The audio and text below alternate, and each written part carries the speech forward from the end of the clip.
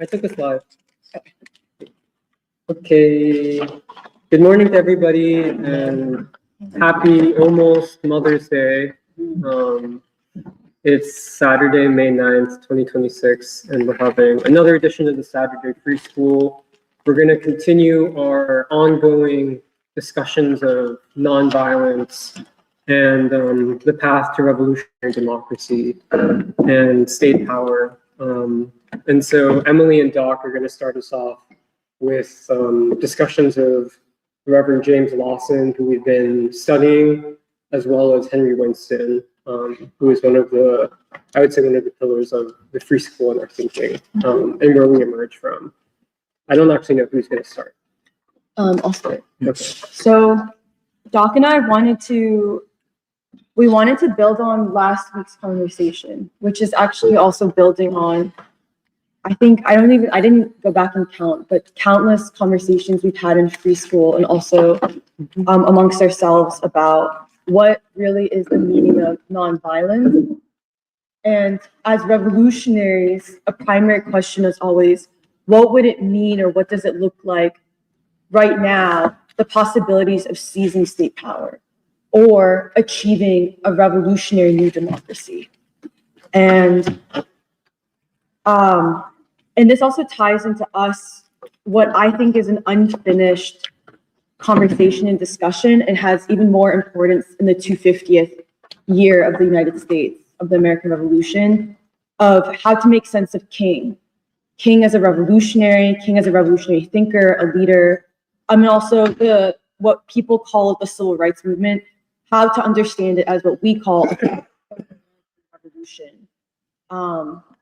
And so this is part of what has been like a years-long workshopping of a lot of these ideas, and like in Doc's words, squaring the circle, that I think in a lot of ways we inherit from both Henry Winston, who is Doc's mentor, and a primary thinker of what I would say the 21st century struggle of the American people, and also James Lawson. So I wanted to first just define that, like coming into today, especially from last week's conversation that Michelle and Doc led and introduced, bringing up Lawson as the architect of the Black freedom movement, Lawson as an architect of nonviolence for the American people in the coming, and also kind of what is the theory? Does Lawson have a theory? Is there a theory of a nonviolent seizure of state power?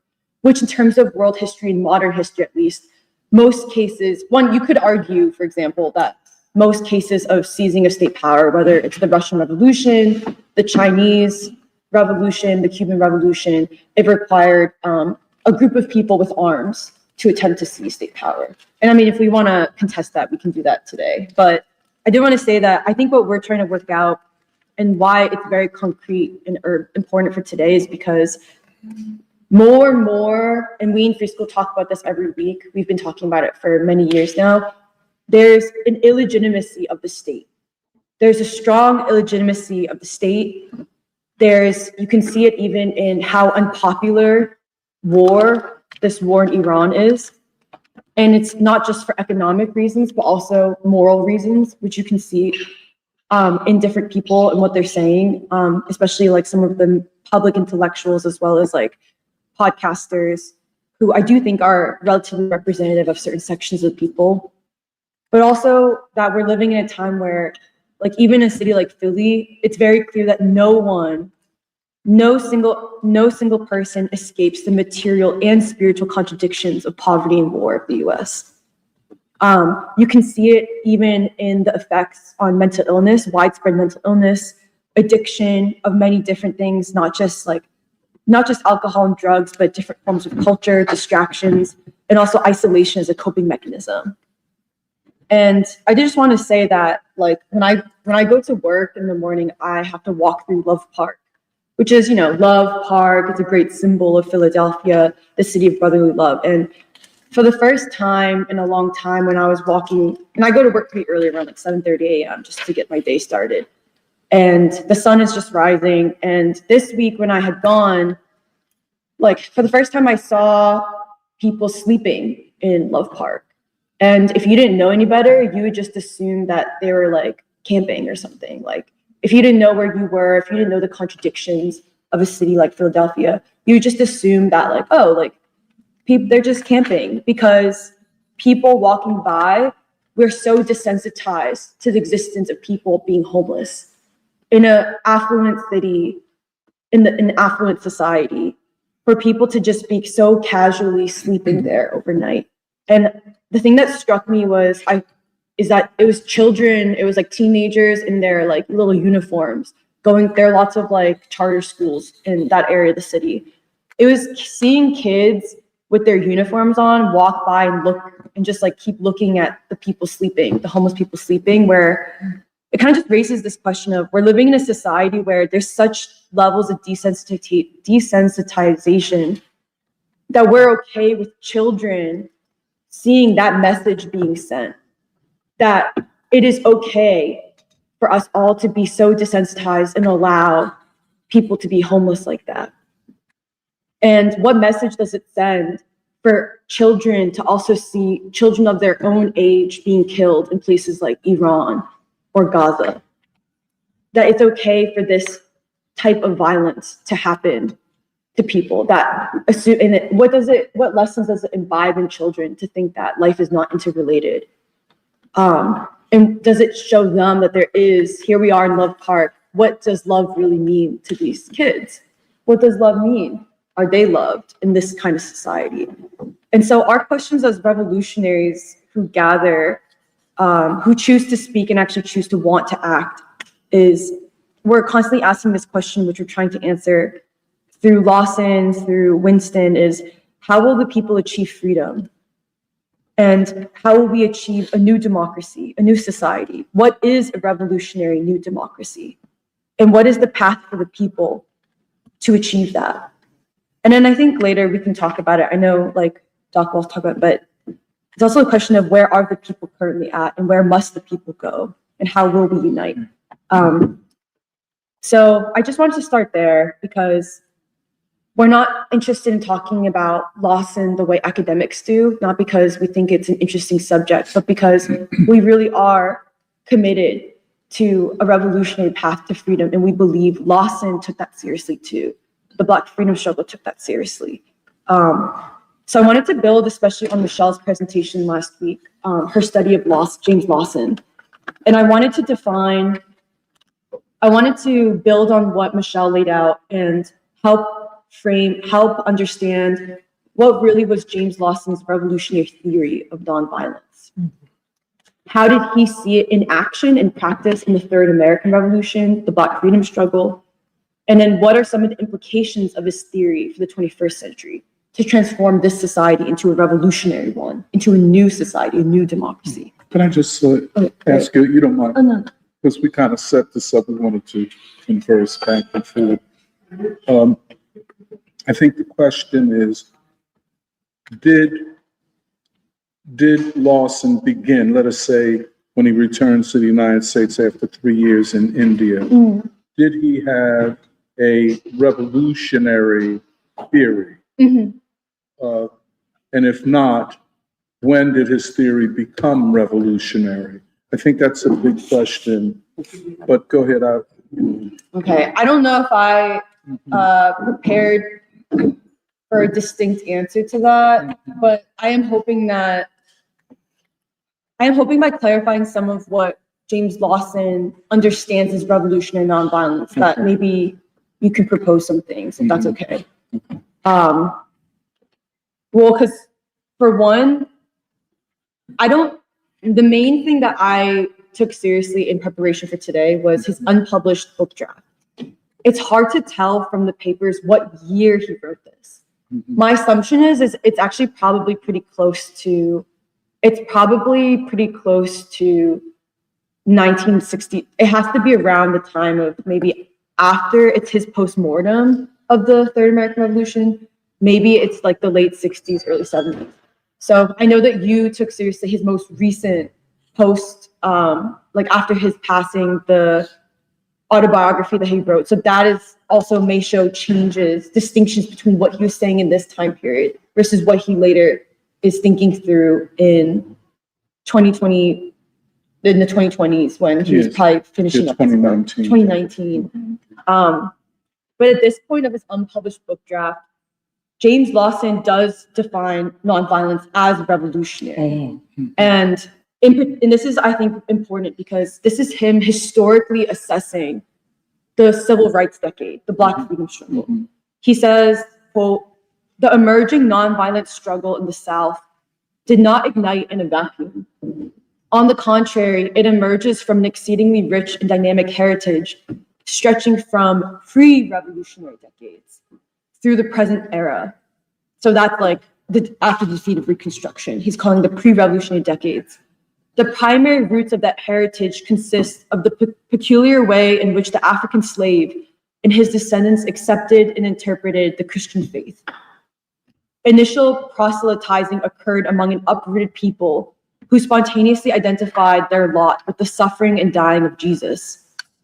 A religious practice sprang up which stressed the quality of the commitment to and imitation of Christ, accepted suffering as a necessary ingredient of existence, denounced hypocrisy in private and public form, the latter against the slave system, insisted upon an obedience to the law of love, which included forgiveness, discovered for resources for integrity, which prevailed in the face of trouble, and longed for the promised land, often interpreted as meaning freedom or getting up to the north. The spirituals reflect this theology. As Roland Hayes insists, you will not find a single expression of hate in the spiritual.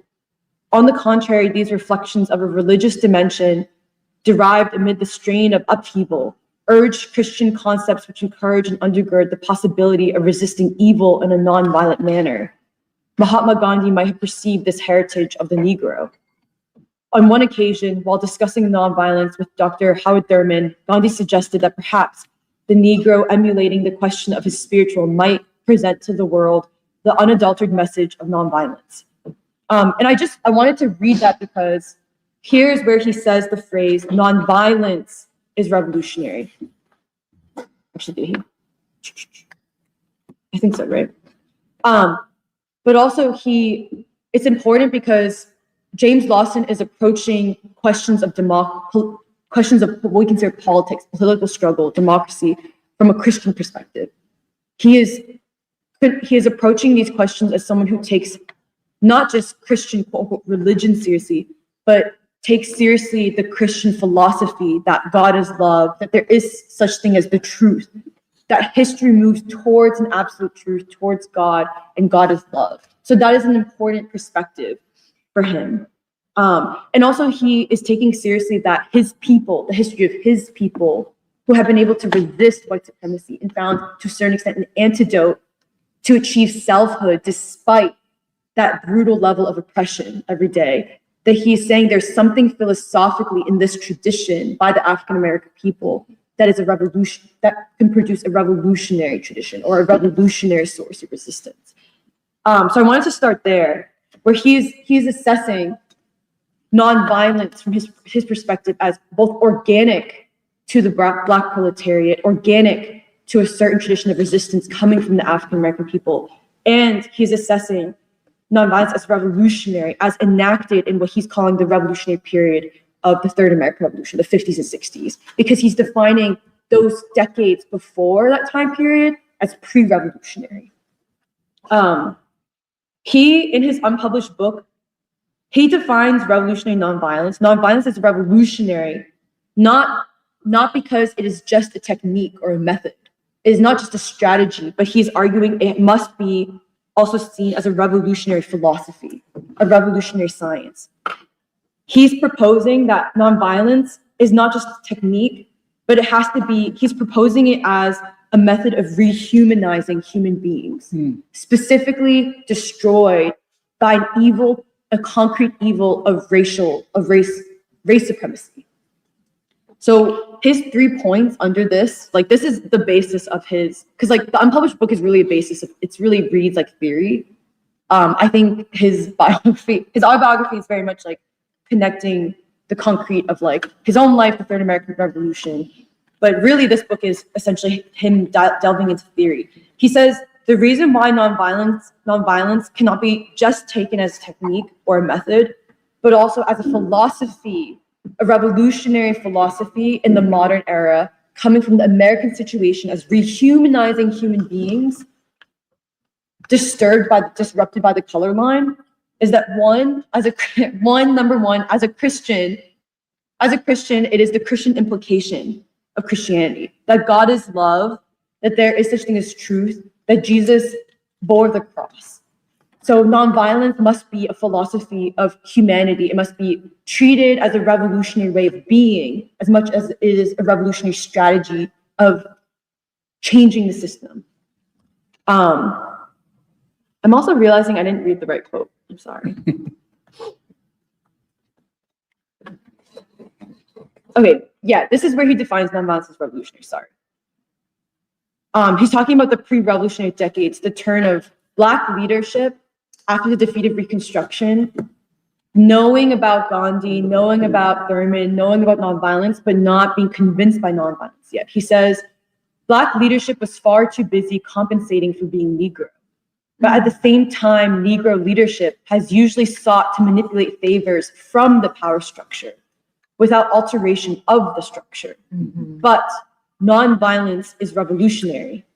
It recognizes that segregation and racial discrimination are preserved by the social order, mm-hmm. that the economy of the South, that the Southern way of life dwells on the shoulders of segregation. For example, keeping the Negro a dishwasher all his life, or stimulating the hatred of the poor white for the Negro. So, Negro leadership has not been amenable to an approach which would not only change the laws and customs, but transform the power structures which made and sustains those laws and customs.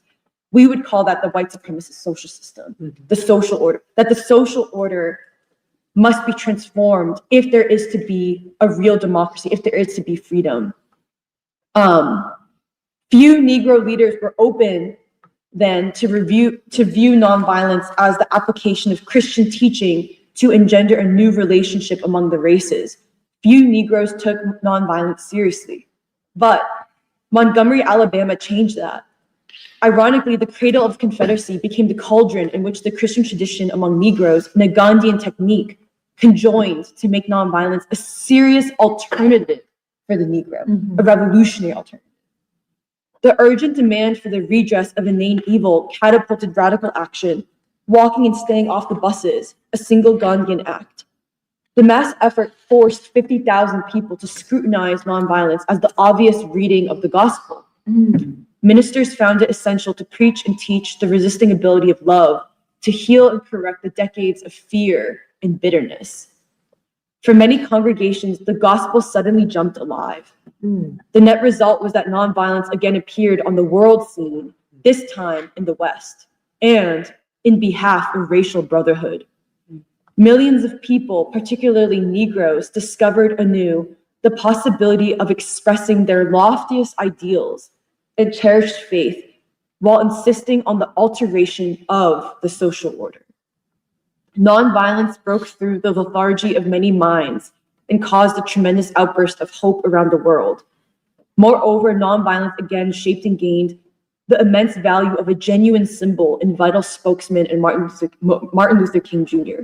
Being a minister and the son of a minister and a student of Gandhian philosophy, he embodies the heritage of nonviolence. Mm-hmm. For the first time in many years, it was an American who electrified the hope and energy not just of the American Negro, but of people the world over. With such a spokesman, it has not been easy for Black leaders to dismiss the nonviolent alternative. So he's talking about nonviolence as an alternative, a revolutionary alternative mm-hmm. for not just achieving freedom, but for reconciling a disruption in human relations by the ideological chains of white supremacy, by the overdetermining chains of white supremacy. What was that quote from? It's from James Lawson's unpublished book draft. It's in the Vanderbilt. Archive. I'll send it to you after.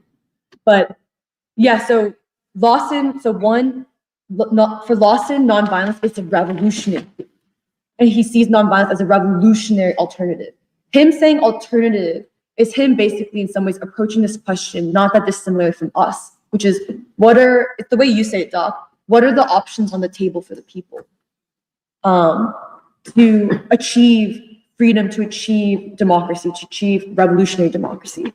But so back to him, James Lawson finds it very important to say nonviolence is not just a method, but it is a worldview. It is a philosophy that comes out of the cauldron of the color line, the cauldron of contradiction, which he defines as color line. One, for him, it's like you have to treat nonviolence as a worldview because as a Christian, it is the ethic of Christianity. But two, he says, it is the specificity of racial evil in America and its effect on man's soul, the destruction of both the soul of the oppressor and the soul of the oppressed, the dehumanizing impact of racism in particular, that principal contradiction in America. For example, that the principal contradiction in America is not just economic exploitation. Like, it's not just economic underdevelopment, economic exploitation, as you could arguably say about, let's just say, feudal China. That feudal China, there's a contradiction between feudalism into industrialization, like those sorts of economic contradictions. That, Can I just ask a question? Sorry, I meant to too long. You see,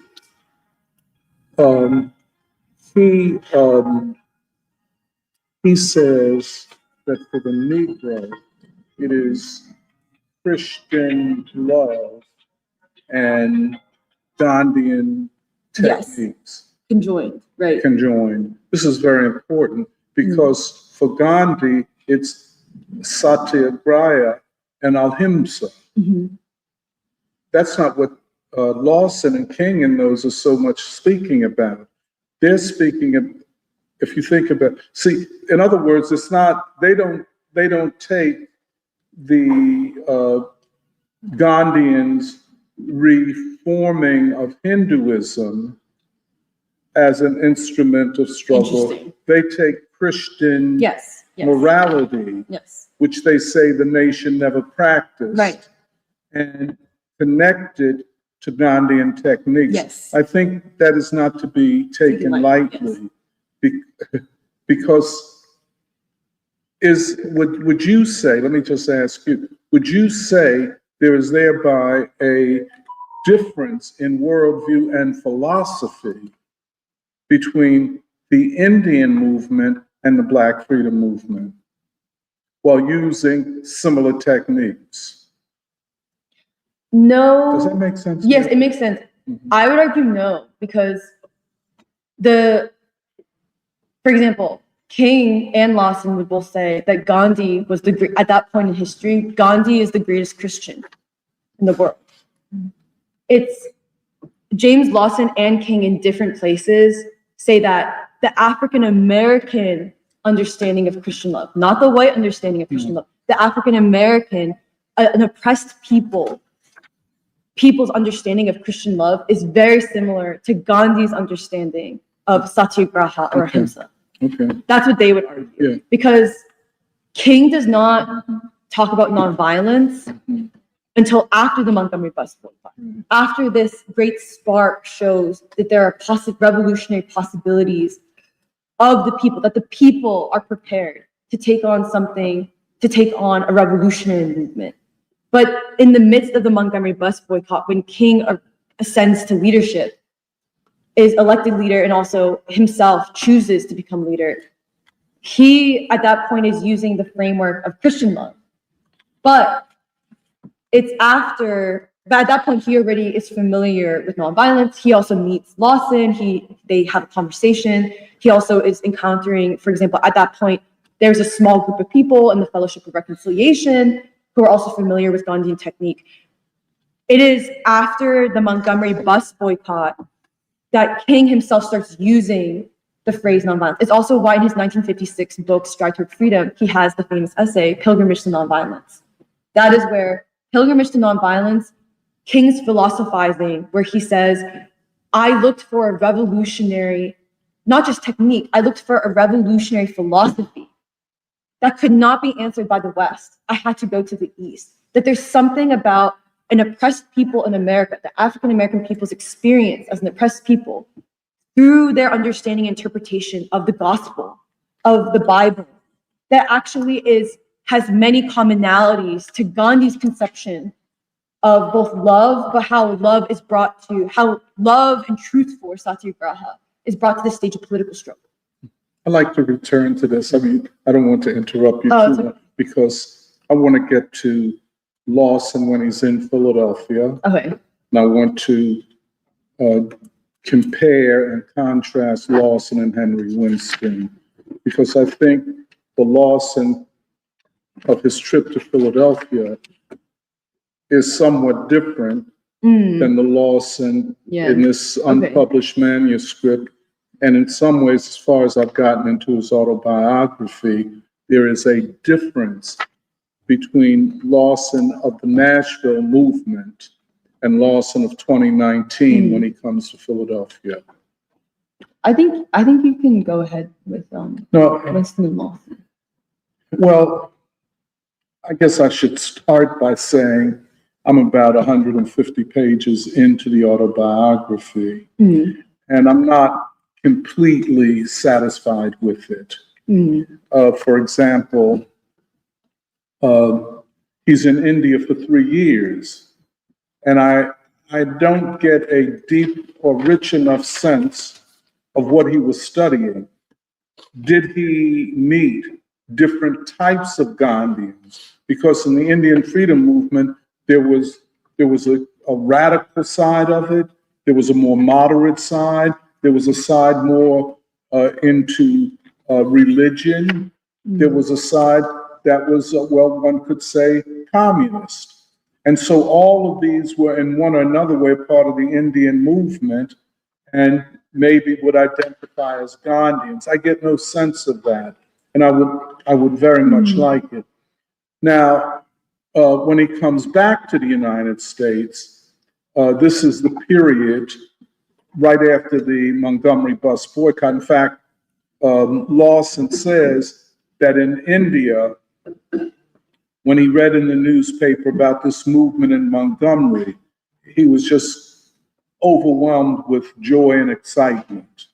That this is something he had been hoping for, and that he believed even while he was in jail for refusing the draft, that it would take a movement like the one in India to free Black people from segregation. And that when he saw King and this movement in Montgomery, he believed this was it. When he gets back, he's somewhere, I forget the details, and he's hearing King speak, and he introduces himself, and King asks Lawson to join the movement in the South. Now, there's not a movement in the South at this time. After Montgomery, they're searching for how to build a movement. And it took maybe 4 or 5 years. And then all of the machinations of the Eisenhower administration and the passage of a Voting Rights Act, which didn't have any teeth to it. There's no enforcement of it. It's just something on paper. And so Black people are in this kind of what you might call a no man's land. You got Brown v. Board of Education, which presumably outlaws segregation as unconstitutional, but then Black people don't have any rights still, or any enforceable rights. But then you had this movement in Montgomery, which is the trigger, which does show that Black people will fight for their freedom. That's what Montgomery showed, and it was new. It was completely new. One, it was led by preachers. One, it was based in the Black church. Most of the preachers were Baptists. And then it was something that looked very similar to India because it was withdrawal from a system of injustice. And for over a year, I guess 380 some days, Black people in Montgomery refused to ride the buses until the system of segregation on buses was broken. Ultimately, a federal court decided on behalf of the Black people of Montgomery. And so the system is effectively ended. We don't know how actual it was or how long it took, but we know that everywhere this was seen as a victory for civil rights, for a Black movement that had possibilities, but was not yet certain of where to go. And it, you know, of course, the Southern Christian Leadership Conference was formed in 1957. And the question is, and this is a big one, this extraordinary genius, which is discovered in the Montgomery movement, Martin Luther King Jr. You know, I don't think anyone had seen anything like him before. And so when King approaches Lawson and asks, will you come to the South and join our movement? There's not yet a movement. We want to build a movement. Lawson immediately signs on, but he doesn't know how he's going to do this. What job will he have? You know? So he hooks up with the Fellowship of Reconciliation, A.J. Musty and others. And they say, look, we will hire you as our representative, yada, yada, yada, yada, yada. And so Lawson, as far as I can tell, believed, now you could say it was a revolutionary movement because it is attempting to overthrow a counter-revolution that goes back to Reconstruction. So it's revolutionary, you know, but are all of those who compose it, who are leading it, do they see themselves as revolutionary? Maybe, maybe not. And what kind of revolutionaries? And the question I would, based upon what you're saying, and what you told me earlier, that Lawson says that the movement really began with Birmingham. Was he in effect saying that the revolutionary possibilities of this movement, that is to transform the nation in very profound ways, did that become doable, realizable, imaginable as a result of Birmingham? And this, I just want just one small thing, and I think Lawson makes a big thing of this when he's in Philadelphia, which maybe we'll return to that. It was always King on his mind. And King, and I don't know how to put it, he was a force of nature. Even before he reaches 30, he is this unusual figure. The question is, could the movement have gone forward without Martin Luther King? That's a question mark. I would say at this point, the more I think about it, I don't think so. He was a genius of unusual characteristics and potential. Everybody knew it. Everybody knew it. And it was just a matter of, would a movement that would rise to the level of a leadership like King and those assembled around him, would that come into being? You know, that's all I wanted to say at this point.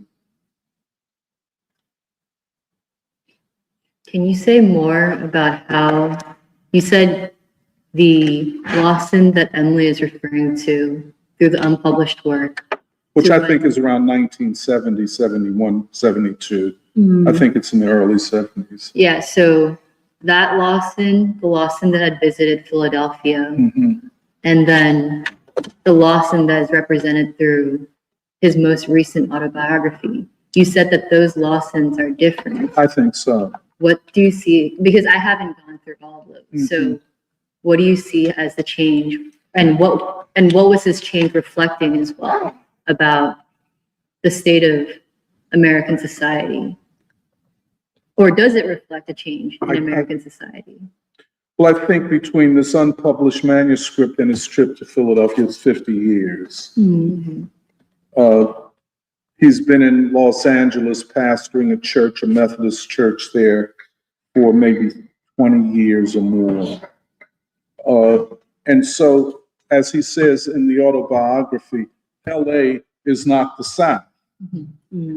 LA, Black people are a really distinct minority. The largest population are Latinos. Black people, about 12% of LA's population. You know, Montgomery, Birmingham, Albany, Georgia, even Ohio, Massillon, Ohio, where he's from. You're talking about a critical mass, well, not just critical, a decisive mass of Black people.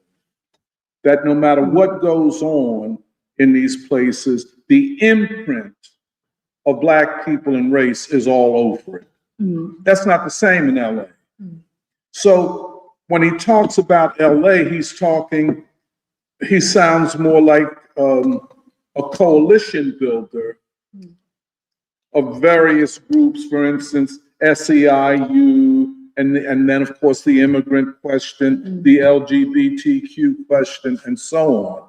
When he's in the South, and let's say Nashville, it is no question the race question, racial oppression. But in California, it is not, it doesn't carry that kind of weight. You know what I'm saying? As we would say, the Black proletarian presence is not there, as it would be, let us say, in Philadelphia, as we experience it. So he writes this on the heels of the assassination of King and of the beginning of the Poor People's Campaign and the civil rights leadership, the Revolutionary Corps becoming a part of the World Peace Council, the World Afro-Asiatic movement against colonialism and for peace. I'm sorry. Well, the one thing is, the reason why I wanted to spend time going through what James Lawson meant by nonviolence is also because the thing that I still think that we would take seriously, for example, in terms of philosophy, is that, or even an analysis of America and like the people and the contradictions, is that Lawson is putting forward the reason why Lawson is so committed to nonviolence as even a philosophy or worldview, an understanding of human relations, because he's arguing that there can be no revolutionary reconstruction of society without a moral reconstruction of the human beings within it. And that is the specificity to especially the American people. Because in what you said about, like, I also thought about that a lot, where the reason why James Lawson has a strong sense of history. He is very much interested in the defeat of Reconstruction. He doesn't say it, but the assumption is that there was a counter-revolution, that the state, that is an analysis that what we call the state, government, the state has betrayed democracy. That the state that we have today is not even the state of 1776. This is not, because of the defeat of Reconstruction. It is why, for example, James Lawson and King argue for, we are not obedient to the law in of itself. We are obedient to something higher, a moral truth that even in 1776. See, the question is, and this is, I went back over the transcript of our conversation with him in 2019. And I recommend it. It's on the Avant-Garde website. Now, this is me speaking. I think for 30-some years, Lawson was in an ideological wilderness. That's why and even when I read the autobiography, now it's published 2 years after he dies. And who is to say what the editors and publishers did with it? Now, I haven't gotten through everything, Kathy has completed the whole book, so I would like to hear her assessment of some of this.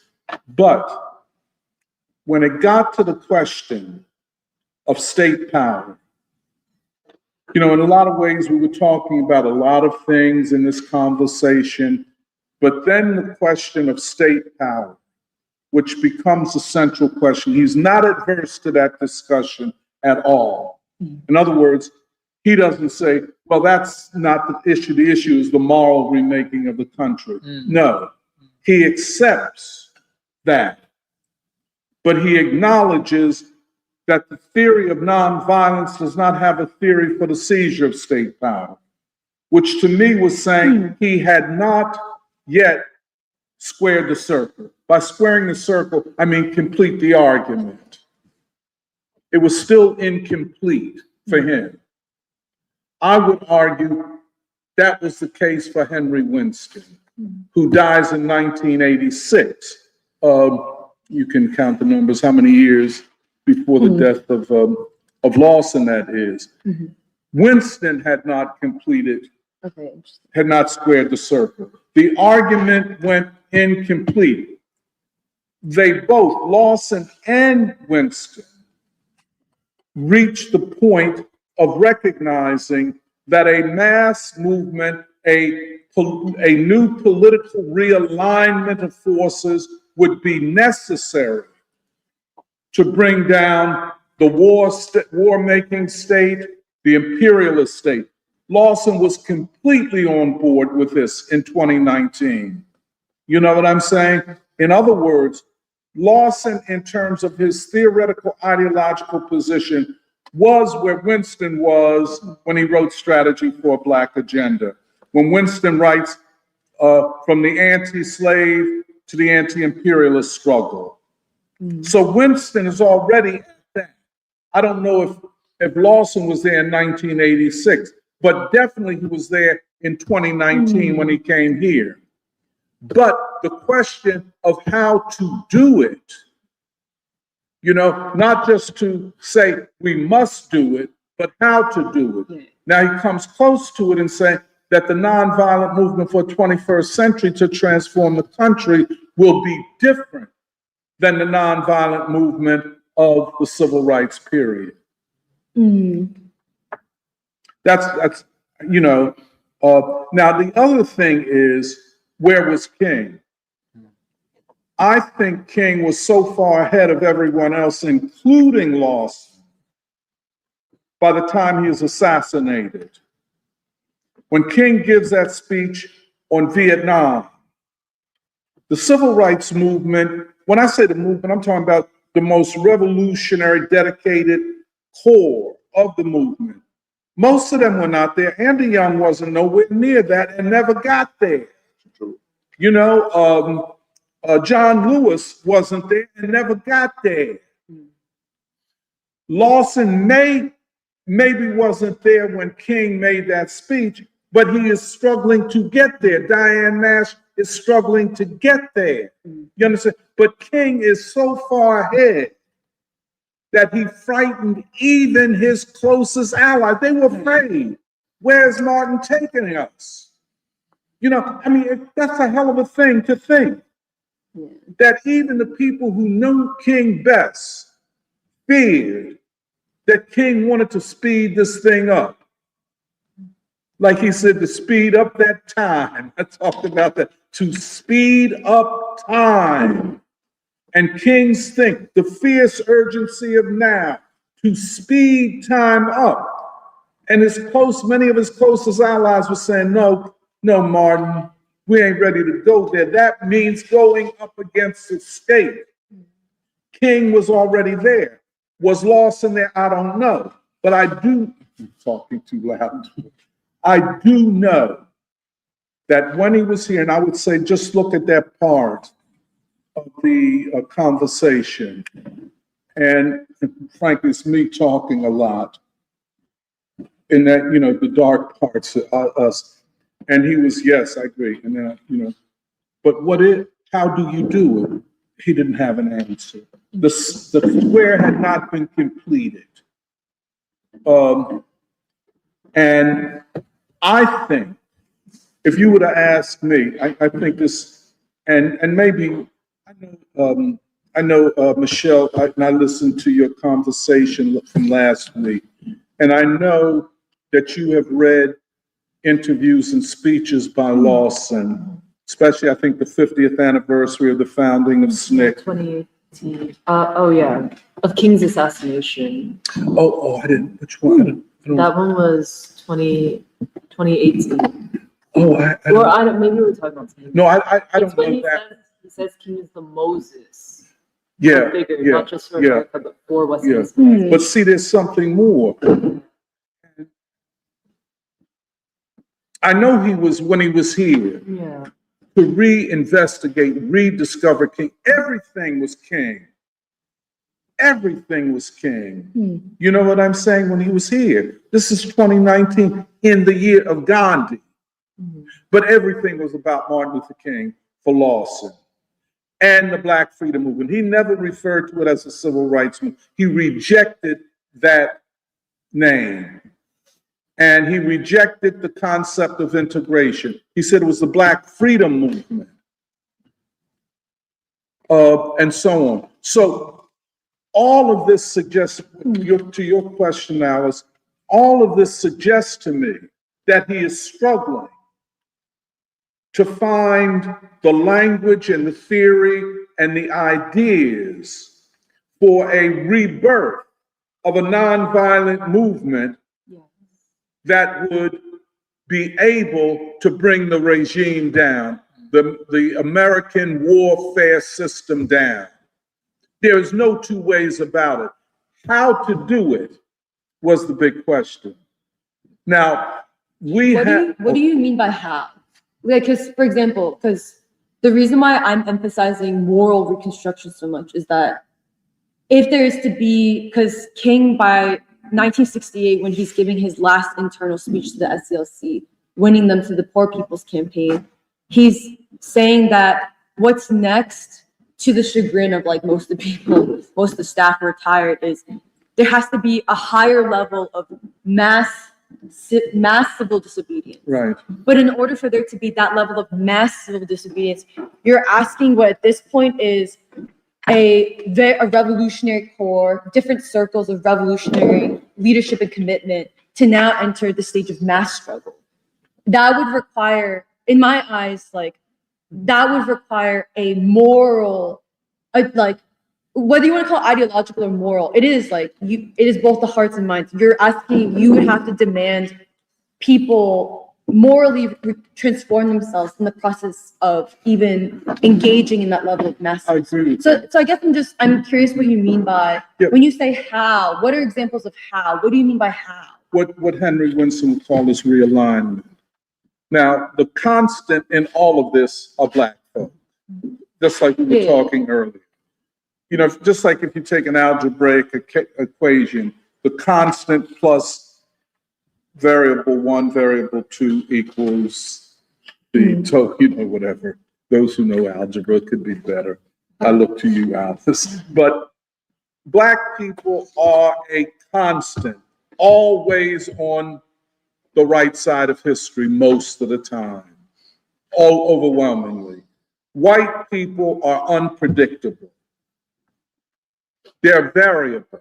Mm-hmm. I said to Emily before we got started, it is in that variability, uncertainty of white people that many Black people will throw in the towel and say, I give up. There is no revolutionary alternative. You know what I'm saying? That Black people cannot fight this alone, and most white people will never come to the side of Black people. That's a common thought.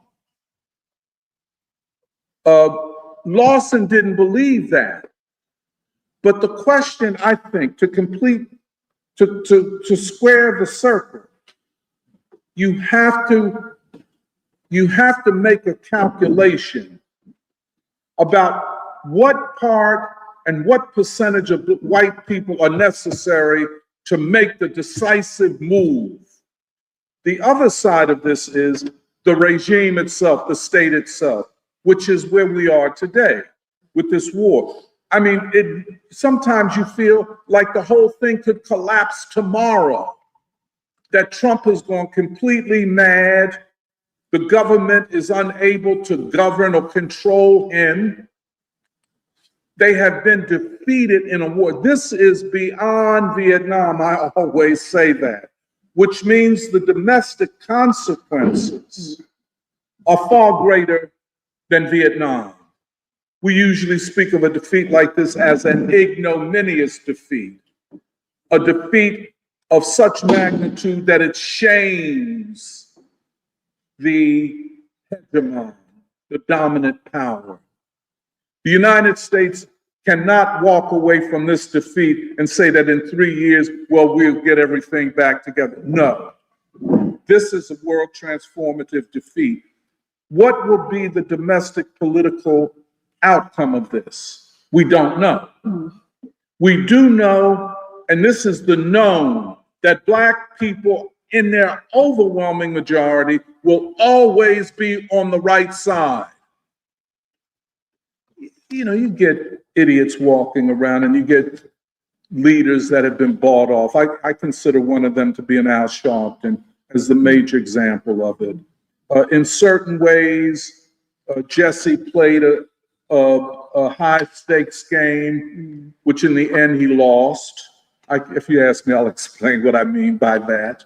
But Lawson never played that game that Jesse played, you know? And so he stayed on post.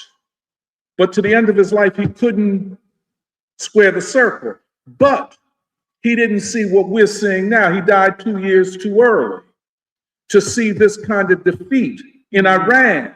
And it is a defeat. It is world transformative. The world system will never be what it was before this war. Will never be. Will this bring about the collapse of the regime, of the political system? In other words, you know, these collapses can be sudden, boom, just you're going along, boom, it just collapses, or it could be a slow death by 1,000 cuts. We just don't know. But that's one side of it, the regime, the power structure, the ruling elites. The other side of it is the people. What are the people capable of?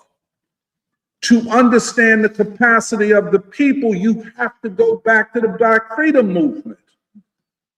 That's why art, music, ideas are decisive in this time, because they are measures of the capacity of the people that produce great music. You know, I was just talking about John Coltrane.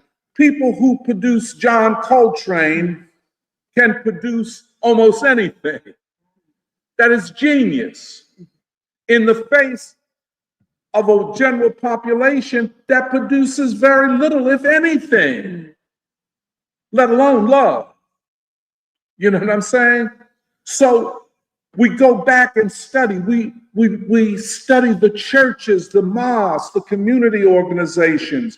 We listen to various people like that interview with Apostle Crawford, to hear, to learn. Student minister Ishmael Muhammad, to learn what the leaders of the people think, the way they think, because this is a measure of the capacity of Black people. And if Black people show a high capacity, they then can influence, not only influence, shape the future of everything. I'll just end on this. I know when we were talking about state power with Lawson, he said in Russia, kind of like we always say, the Tsar left, the army was divided, you know, and it was not a violent takeover of the Russian state. The old regime had collapsed and the revolutionaries walked in. The same thing with the Sun Yat-sen in China, 1911, 1912. The emperor left with his children and family. They left. But then there was civil wars in both of those cases that followed. Well, that's afterwards, and this is the question. Yeah.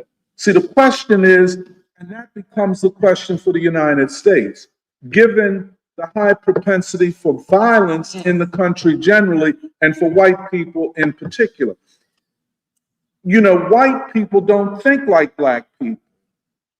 When you took overall, white people think that most problems can be solved by force and violence. You know, that is the, now, okay. When you look at polls, most white folk would say, they would say they're opposed to the government. Let's say 70%. But among them, let's say 25% say, well, we think violence is an option to answer the problems of the illegitimacy of the system. Okay. How seriously that 25% are, we don't know. But we do know that white people, even today, threaten civil war if they don't get what they want politically. You don't hear that same thing from black folk. You go to church after church, they're talking about something completely different. The music, everything is different. So we do not know. And that becomes another variable in the equation. Can I just, the reason why I brought that up is because from what you're saying, what you feel, and this might, correct me if I'm wrong, what you feel is the main question on the table is how do you bring down the state? No, I'll put it this way. How do the people see state power? Okay. Okay, if that's the question, for me, I would, because we're at this stage in free school and American history and world history, things are still very open. The possibilities are open. And so I would like to see it as, how could you develop a strategy that preempts something like a civil war? I don't think you can. The reason why I'm saying it's because how can you develop a strategy that creates already the foundations for the new democracy Yes. before you see state power? Yes. Well, wait a minute, hold on, wait a minute. This is a little bit more than what.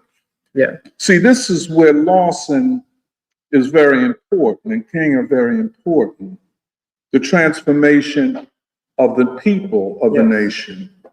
You know, in other words, it's almost like the Baldwinian paradox, James Baldwin paradox, that do we have to become the last nation that needs whiteness before we can talk about a successful seizure of power? Yeah. You know? Because before this, or last night, I was revisiting strategy for Black Agenda. And it's not just the anti-slavery to anti-monopoly chapter, but especially the chapters leading up to it, where he talks about the Black Panther Party, Angela Davis, the Jackson brothers, all of that stuff. And what Winston always comes back to, and especially comes back to with King, is like the new generation of super revolutionaries, like the Black Panther Party, all of those people, what they miss is this younger generation doesn't understand the need to, like Emily said, to put the option of mass struggle on the table for the people. That's right. And Winston's overriding principle, as far as I understand it, was how do you build a mass movement that can advance the consciousness of the people, regardless of whether or not you've already seized state power. Could I just say one Does that make sense? Yes, absolutely. And he does it, but one other dimension, the political realignment of the country from the bottom up. Yeah. And that's why he talks about the Black liberation and labor movement at that time.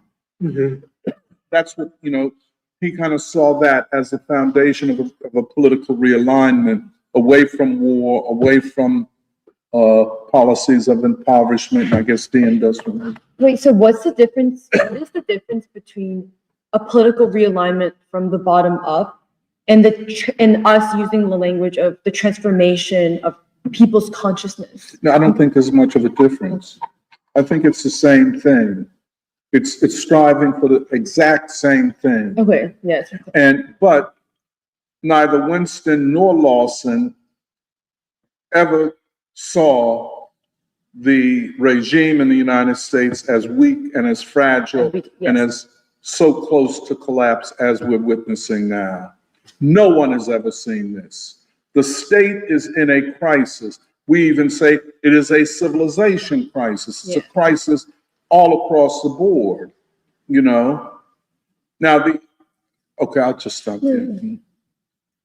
Well, so this is raising something for me, which is that what was brilliant about King is that he was, would you call essentially the movement under King as a political realignment, where for both Black and white people who were drawn to the movement, it also elevated essentially, like even people, white folk that were well-intentioned coming into the movement, he essentially elevated their ideals and aspirations. I agree with that. And because I think what is relevant for today is that when we're talking about white folk, such as those that may like be represented by a Marjorie Taylor Greene, which is what may be a possibility, it is that there are elements where people are naturally suspicious of white people and white movements. But is there a potential where in the realignment of Black and white through forces like Marjorie Taylor Greene, can the ideal of that be elevated? I think so. And because I think this is helping me to make sense of, because I think a lot of our discussions in the past have been seeing white folk as or having changed, but then being static in this moment. And I think our question is, how can they be brought closer to the ideal of King in a unity? To speed up that moment, that time. Yeah, yeah. And shoot.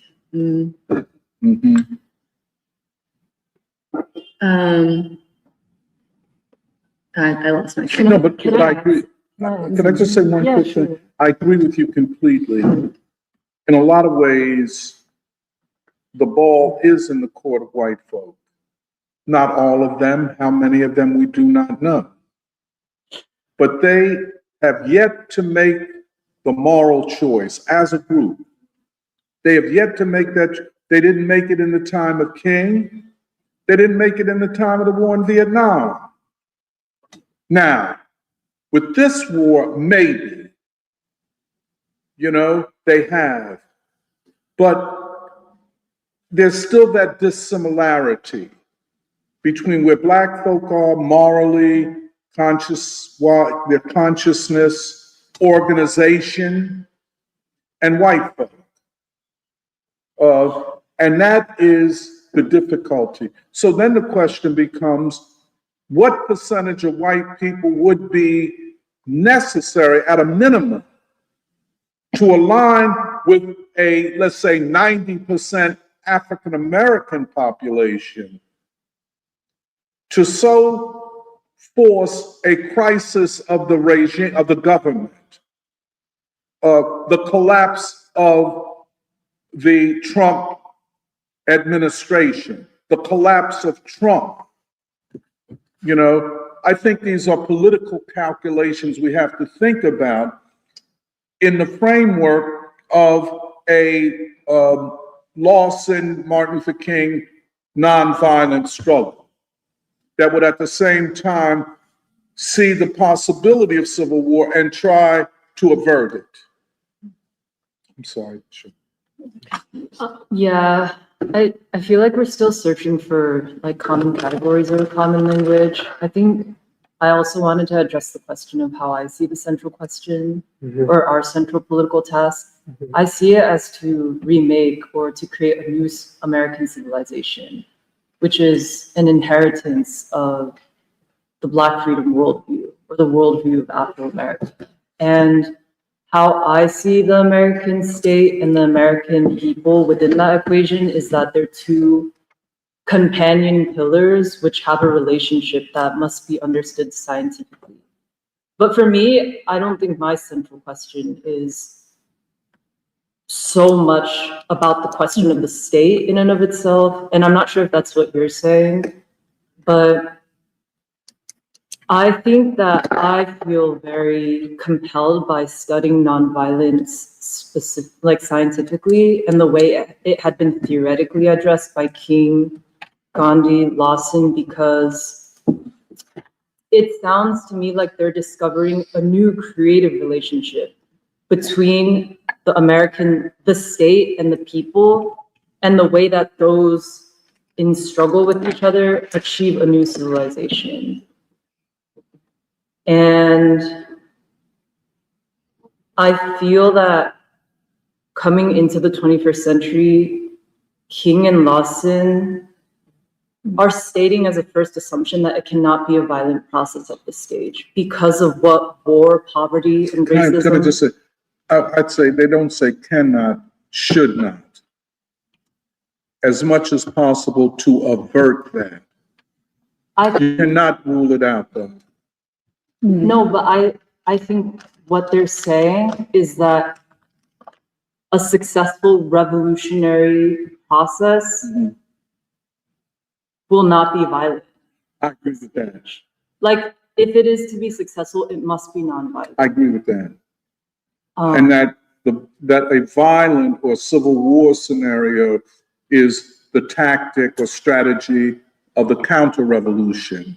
Yes. I think it's because they were also, I mean, this is how I'm reading them, especially during the period of the Black Freedom Movement, but I think they were very concerned with what white supremacy had done to their people, how Black people had imbibed essentially a violent compromise or like methods of violence. And what I mean by that is even cooperation with a system of white supremacy and what that does to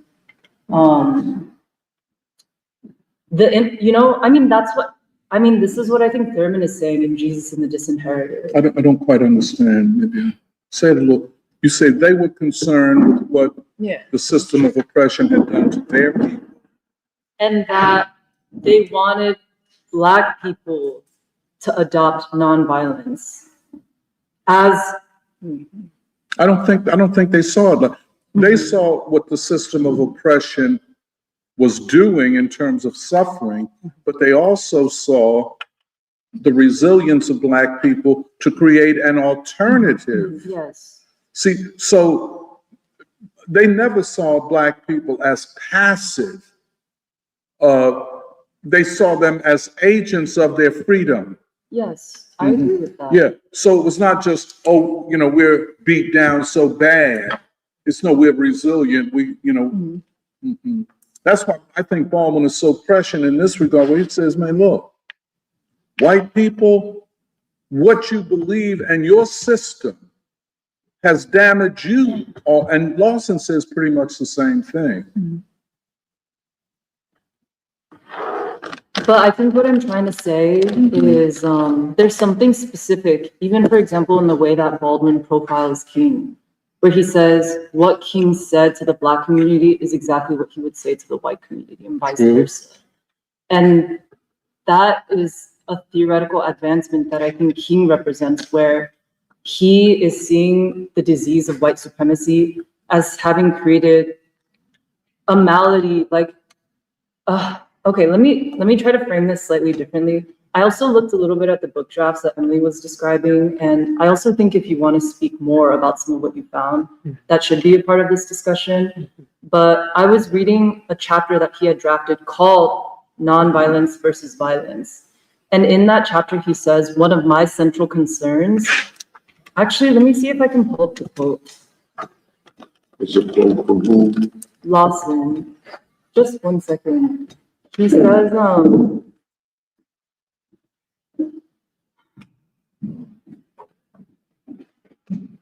I have tried to suggest our problem is not the absence of alternatives to violence, but our ability to sense or to feel such alternatives. What to do? But our ability to sense or to feel such alternatives. Yeah, I get that. Maybe I didn't understand your line. Our ability to. You have to read the first feel- part of the sentence.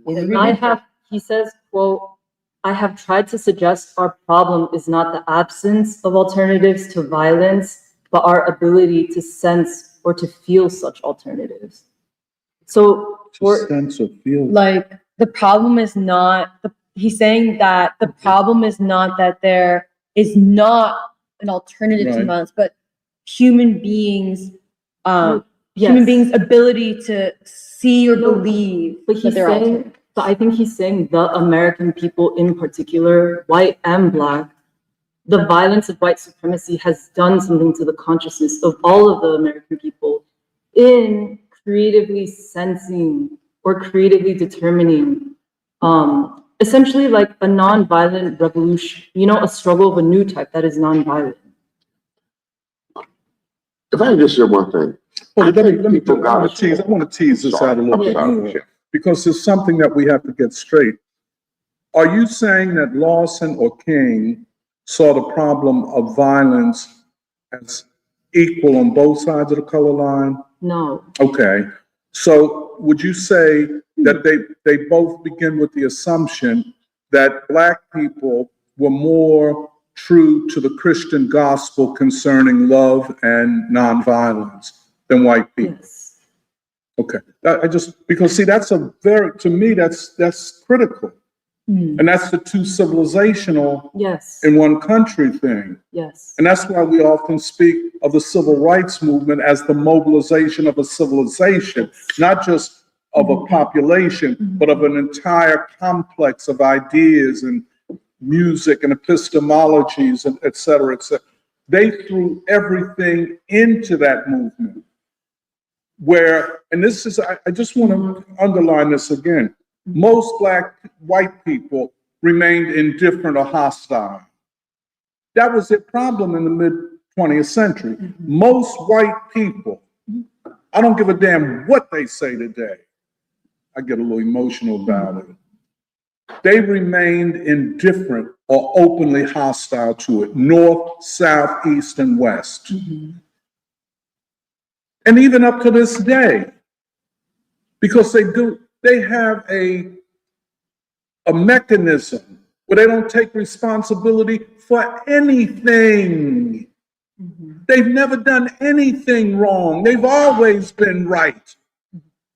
This problem of racism, we didn't do that. I just got here in 1890, and so this is the Baldwin problem that he identifies, and I think King and those knew it too. That's all I want to establish, that we are dealing with two, one that is constantly pretty much the same, and the other that is so unpredictable that then you have to cut that part up into sections to say, well, what part is more predictable, more on the side of black people?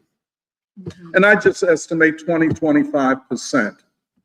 So with this point that you had brought up of the way the state is perhaps beginning to enter collapse in this moment, or this defeat in the war of Iran being so ignominious and having consequences, deep consequences for what the future of white America will be and its leadership. My question is, how would you map perhaps Lawson or Winston theory? How would we factor this into the equation in terms of the democratic possibilities this opens up? I think we see them, just quickly. Sure. Lawson and Winston as examples. We could throw Diane Nash in there and others, I'm certain. Reach a qualitative level, a new level of consciousness, of thinking about revolutionary change in the United States. I think it's all new. They're all new thinking. But then I would say none of them squared the circle. The argument was not completed. I think we're in a better position now because of the crisis of the state to square the circle. And that's why that transcript with Lawson in 2019. Is there a nonviolent theory for the seizure of state power? His answer, no, there is not. with the suggestion that from him, that is what I'm trying to think out. And that's the final question for any theory of nonviolence. Can it have a theory for the people's seizure of state power? Democracy is not just words. And that's why Du Bois' Black Reconstruction, you have to have power to really institute a democratic system. That was, no, go ahead. No. Go ahead. Me? Yeah. Something just tells me that, whatever the word is, the struggle that we face at this particular point is people simply talking to each other and recognizing each other's humanity in talking with each other. I don't see how anything meaningful gets built from the ground up as opposed to an alternative from the top down. If there isn't real conversation that allows folks, number one, to see a theory, if such a theory exists, about transformation, but to become a part of the process of the transformation. If, for lack of a better word, I don't think what we're talking about gets solved on a theoretical level unless there are folks on the ground down here who are part of that solution. It just doesn't happen on the basis of a theory. It happens on the basis of people that are committed to something, and probably people that are committed to each other in terms of making something real. And that happens based on love, in my opinion. I mean, the recognition of humanity is based on the fact that I can see in you, my brother or my sister or myself. Yeah. I don't know if that makes sense. Can I ask you a question, though? Indeed, any movement requires the people. And any movement that involves the people requires the people deciding and through conversation and political discourse. Okay? But then, in your mind, what is the role of leadership? I think, For example, King emerges as that figure. I think the role of leadership, number one, is to facilitate a process by which people can come together in spite of what might be differences and so on. I think the other thing that in terms of leadership is that leadership has got the ability to perceive and to share something about the moral imperative that we all face. And it's not just transactional in terms of, who's going to get this out of this deal, what's the moral kind of thing. And leadership, in my opinion, I see this in Gandhi, I see it in Thurman, I see it in Martin, I see it in Lawson. That ability to make that kind of moral dimension real for all sorts of folks. So that regular people can say, oh, I see a light that's worth putting my life on the line here. Right. Yeah. And then I don't know what else happens, but I do know, and that's what gives meaning, in my opinion, to the lives of regular people. You know what I mean? I'm not out here just hustling for how I'm going to make it through the day. I'm hustling for something that's a hell of a lot bigger than I am. And I'll be honest with you, I think that's the reason that I've been in the racket that I've been in, wrestling with the way it's been like ever since I was 12 or 13 years old. And I don't have all of the answers by a long doggone shot, but I know that that's what fills me with something that, I don't know, makes sense. But let me say this, we meet here every Saturday, all of us, Why would we try to figure out what Lawson was trying to figure out. Why are we trying to follow his intellectual, moral footsteps to reach a certain set of possible conclusions as they relate to this time? If it were just a matter of facilitating conversation. You know what I'm saying? Yes, facilitate conversation, but there is a higher responsibility. King had to assume a higher responsibility. To whom much is given, much is required. So we could facilitate conversations for the next 10 years without arriving at any conclusion and saying, well, the people will tell us what they want. I'm of the opinion, let me just make this point, that there is a responsibility of the intellectual. No, and that responsibility sets a high bar.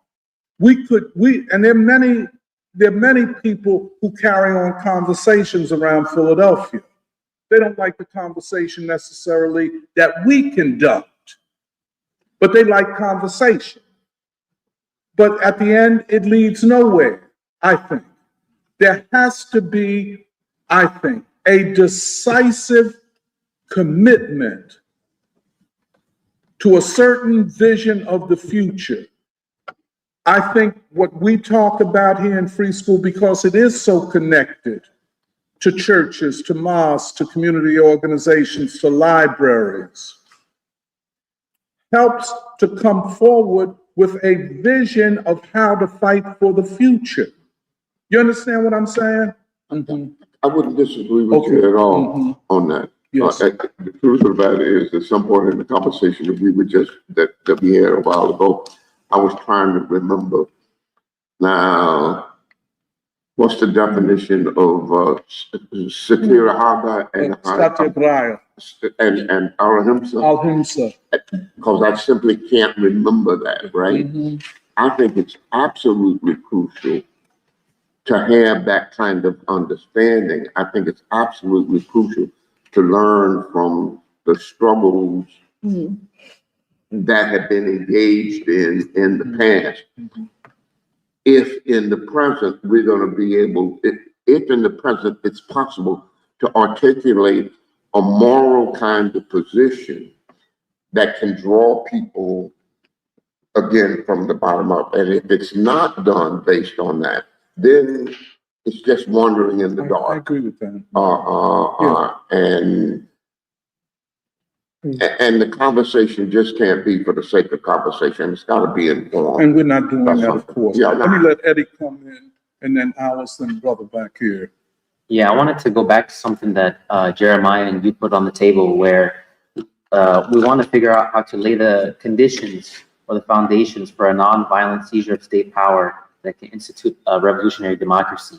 Now, in King's time, it was necessary to first challenge white supremacy in the hearts of every person in society, a mass struggle that had to involve, I guess, Black people, and basically develop a way so that Black people would be unwilling and unable to live under white supremacy. And then that would require the necessity to challenge white people, who would ultimately have to challenge themselves, the white supremacy within themselves, and basically open themselves up to love. And once that kind of relationship existed in society and there was some oneness of a people, then you could have, I guess what you could say, hopefully a critical mass of people, majority of Black people, and then hopefully enough white people, and then maybe children of immigrants who could then come together to challenge white supremacy, even at the level of the state that was engaging in war, and confront that white supremacy in a non-violent way. I guess for me, like, the question for our time is that how much can we pretty much inherit or go off of what was achieved in King's time, where there was a substantial confrontation of white supremacist relationships within individuals in society? How much of that has to be part of laying the groundwork for a nonviolent seizure of state power versus uniting against our common enemy and challenging white supremacy at that state level. I understand that there's great discontent even amongst white people and all people in society against the state, which was not the case in King's time. White people were very well. Can you see that question that you just put again? How much of our task before us is to essentially confront white supremacy with on the level of the individual relationships that people have with each other in society, and make it so that we cannot live in a white supremacist society at that level first, before confronting that really high level of white supremacy in the state, which once again manifests itself with war and genocide. Can I ask a question? So the question is, when are the people ready to seize state power? Is that a way to put that question? When are the people ready to struggle for state power? Okay. That's part of the question, yeah. That's a very important question, because, you know, King put it as a revolution, a radical revolution of values, which I interpret in another way to mean the revolutionary radical alteration of ideological relationships in society. When that is sufficient or adequate for the people to make what would be let me put it, the people would so withdraw from the state, where the state could not sustain itself, and thus makes possible the seizure of power democratically. When that happens, that's a hard calculation to make, but it has to be made at some point. Right. Wait, what makes that a hard calculation? Or what do you mean by that? Because what we talk, the constancy of Black people and the variability and unpredictability of white people as a mass. And I guess it's like, for example, my question would be, would it take the form, let's say, of laying out a broad movement, anti-war movement, that through that struggle, we would bring about relationships within society, I think so. amongst ourselves, I would agree that with could that. form an alternative to this unjust state? Or does there have to be some more groundwork, like I said, at the level of the individual? This is so important. I'm sorry, I didn't interrupt. Yeah. Yes, I would agree with that kind of the way you're calculating it. But then at another level, the quality of Black organization, of Black resistance. See, Black people will always be the groundwork. It's not going to be we all come to this at the same level. Black people come far ahead because of all the things we talk about. Certainly. Yeah, and so, you know, just a quick thing. In the political calculation, we cannot be unmindful of the fact that Black people have a lot of doubts and questions about white people. Yes. You know, I mean, up to here. You know, if we make a move, then will they turn on us, et cetera. You know, so that's. So I guess my question, for example, in working through this is, would we say that we're at a point where, through the movement of Black people, white people could accept Black leadership? Well, that's a big question. And then I'm sorry, Eddie. I didn't mean to interrupt. And then I guess because of the justful doubts, would Black people be willing to accept white people under their leadership? And that's a big part of this. And that's these ideological relations, the history of white indifference, of white opposition, of white people. As soon as Johnson signs the Civil Rights Act, all the white Democrats in the South become Republicans. Black people haven't forgotten that, you know, and so those things have to be overcome. How that will be done, I don't know. Right. But that's what we're trying to figure out. No, but, well, even if we try to figure it out, we can't figure it out without the evidence of things happening. We don't know. Isn't it the responsibility of those who call themselves revolutionaries to make those things? No, it's not. No, what I'm saying is, I think in part with what Reverend Ike is saying, actually, it kind of reminded me of this thing that Winston emphasizes in strategy. He says, tomorrow's tactics cannot determine today's strategy. And that doesn't negate the fact that Winston, like King, like Lawson, still had an end goal, a vision in mind, like a vision of the future. But I think what sometimes where I get tripped up is because we talk so much about seizing state power, I feel that assumes many things to have happened already. Does that make sense? You would have to go through so many different stages of struggle in order to even, to me, this is my perspective, which may be wrong, but I feel that question of always focusing on what to me is like, maybe not the end goal, but like a decisive moment, right? To me, I feel it almost like feels like we're skipping ahead to something. Well, let me ask you this. I'll ask it this way. Do you think the U.S. state is in a crisis? Yes. I do. Okay. It's always back to this every time. I'm sorry. No, good. So whether we want to talk about the state or not, it's right in front of our faces. Something different is happening. Yeah, but I feel like what we don't know enough about the people themselves. Well, this is the question. Right. And this is where, we do know this. We do know the constancy of Black people. If we can have any confidence for a future for this country, we do know that Black people will be on the right side of that question. I don't think, now we could be wrong. Yeah. But I mean, generally, we would have to say, we begin with Black folk Right. as a constant. Mhm. Then there's a variable, like we said before, it is the white population. So then, if you take the whole white population, it doesn't tell you enough, so we have to divide it up. That part that is prepared to reject whiteness and white supremacy, and I think it's about 20-25%, which is not So insignificant. how do you think that would happen? What would happen? White people reject that part of white people. I think it's already happened. So you think we already have the decisive coalition? Since you pushed me on it, yes. Yes, we have the conditions for it right now.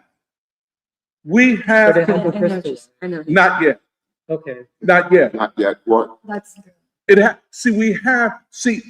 you take the Black population and 25% of white folk that have in one or another way rejected white supremacy, they can do it through their rejection of imperialist wars. You know, how close is Tucker Carlson to an anti-white, anti-racist position? We don't know, or partially so. I think he's further along than he was 5 years ago. You know, where's Marjorie Taylor Greene? And the reason we mention these people because they have these huge followings. But you get the point. You get the point. Right. But I guess I feel like I brought this up before, but here's the reason why I always push on this is because let's say things play out the way that the Russian Revolution did. Why would you want to see that? Because sometimes the way that you talk feels like that's what you're anticipating. Yes, I agree with that, Doc. No, well, I'm sorry to miss. No, I think sorry to it's leave because that. I feel it's because there is part of you which is very influenced by Leninism. Yes. And that particular framing of Not a bad state, way. not May a bad I way. reintroduce myself? Okay, yes, please. I think we can say multiple things as well. But let me talk. Okay, so it's like, let's say, okay, first of all, what I'm assuming right now is that there is maybe sentiment among different parts of the American people. I don't believe that there is a mass movement. I don't think any of us would say that there is what we would recognizably call a mass movement, whether in the Black community or even among white people. That's part of my assumption right now. But what I'm thinking through is, let's say something similar-ish to the Russian Revolution scenario happens, where state collapses, a group of revolutionaries, a revolutionary vanguard, let's say, with broader connections among certain parts of the population. Let's say then they move in, they say, we are assuming the responsibility of democracy, of reconstructing, of the state, essentially. What I feel, and this is in part what I feel is the lesson of the Russian Revolution, is that just because a group of revolutionaries walk in and say, we are the state now, I feel that knowing America, and we kind of said this, knowing America, things would go to shit. To be honest, that's my honest opinion, because you have so many different factions of people. You have, like you said, white people who are willing to pick up a gun. You have other groups of white people who are just going to completely isolate themselves and retreat. You have other parts of immigrant society who would probably do various other things. That's what I want to, as much as we can in our thinking and our practice, I don't want to move towards that kind of direction. And what I feel, and this is what I feel like people like Winston and Lawson were saying, is that you have to have mass struggle, a mass movement that as much as possible makes that other possibility of civil war, of even like multi-faction civil war, which I feel, to be honest, if the state were to collapse today or tomorrow and free school, another group were to come in and say, we are the government now, I don't have any confidence that we would be able to hold things together. Knowing where America is and like where people are at. That's cards on the table. That's what I'm thinking about.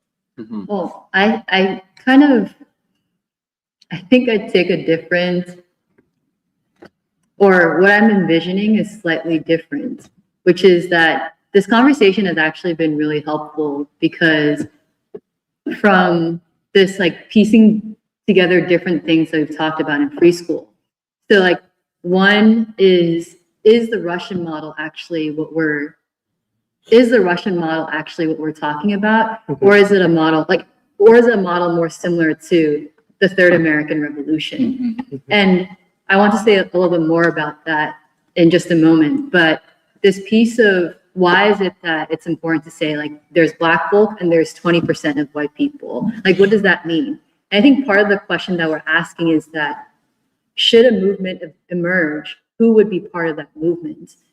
And I think what I'm thinking is that essentially for a movement, if a movement can emerge out of Black folk today, the way it did during the Third American Revolution, will that 20% of white people take leadership in that movement and also join that movement? Or is it something that, I mean, I think the other flip side of it is the question of, can white leadership emerge to bring forth a movement, which I think we're less confident in. But essentially like this group of the 20% and then of Black folk, a movement that consists of these two, where is the leadership going to come and what can bring together those people is the question. So because at first I was like, oh wait, then is our task as free school to unite with white, like is our strategy like in the city of Philadelphia to reach out to white people? Or actually, which I don't think so. I think, or as that as like the focal point. I think what we're trying to do is to build a movement that can arise from Black folk. And for those white people who are already disowning whiteness, that they would be able to join a movement that comes about. I mean, there's questions of, I mean, I think that's like for us, the question is, can Black people do it again? Is there that risk, or are people able to get over that risk of, like white people then backstabbing again, as we saw in previous revolutions? At least like, I think that's what I'm seeing. And then this question of like, is it the Russian model or is it the model of the Third American Revolution? I think comes down to this question of what do we mean by seizure of state power? And I don't know if I have the complete answer. I definitely don't have the complete answer, but I don't think what do we mean by this question, seizure of state power? Because I think in my mind, what you're talking about right now is more like the Russian model, which is that a vanguard marches into the capital or the palace, and they're like, oh, we're going to run the affairs of the nation. But I don't think that's the same model that we're talking about when we talk about the Third American Revolution. And for the Third American Revolution, I guess there's a question of, did the Third American Revolution seize state power? Or is it that we call it a revolution because there was a possibility of seizing state power? So, and what I mean by that is, what's been interesting in reading some, I definitely haven't read as much about Lawson as you guys have, but what's been interesting about Lawson and then listening to King and then also our readings of Taylor Branch is that the reason why we call the Third American Revolution is that it's not the cultural activism that Lawson describes of today.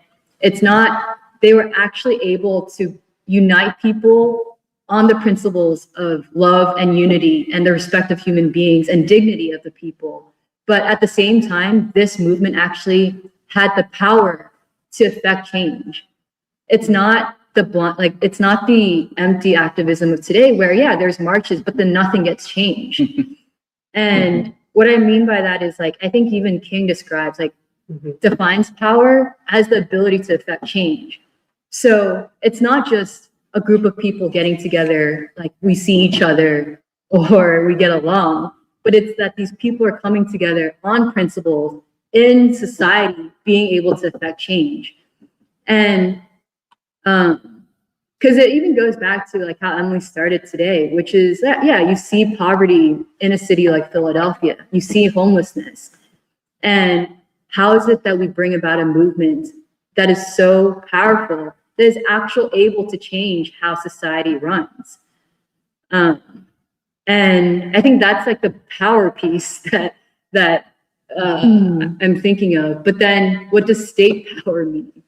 And what does the seizure of state power? And I don't think it's going to look the same as the Russian Revolution, where it's a small group of people. But actually, the seizure of state power by a democratic movement of Black and the 20% of white people. Because it's something interesting that Lawson says in the interview that we did with him in Philly. He says it's not the revolutionaries become the government. He says the movement becomes the government. Yeah. Oh, So Lawson, just a small point, it's that when the Free School was discussing these questions with James Lawson in 2019, and they're talking about this question of the state, Lawson says he says it's not about the revolutionaries themselves becoming the state. He says the movement becomes the state, which obviously includes those who are part of the revolutionary, whatever, vanguard, circle. But he's talking about what Alice was saying. How do you create a social force that is so overwhelming? This is my interpretation, that it forces the existing state to abdicate. A power that is so overwhelming, it forces the state to abdicate, and then that is the basis of legitimacy of a new state to be instituted, not just by a group of revolutionaries, but by a wider movement. Sorry. Yeah, because even the thing, can I just pull the Yeah. point, which is like, this is directly from Lawson, where he Hold up, said man. Hold to up. interrupt the agenda of the status quo forces the old powers to move over. And I think that's just repeating what you said. And oh God, that's okay. Go ahead. Go ahead, man. It's much been said, and definitely I want to see each point checked. I mean, this is May 9th and 2026, and we're still talking about the same thing we talked about 300 years ago. And in fact, some folks even say we went back. There's been a lot said here, it's just incorrect. Someone talked about intellectuals, particularly Black intellectuals. For the most part, Black intellectuals have been captured, outright captured. Many of you have bought into a false narrative. And part of that false narrative comes from the oppressor. I've heard the phrase nonviolence used repetitively in such a short time. And nonviolence is not necessarily the opposite of violence. In African original culture, we have a principle called reciprocity.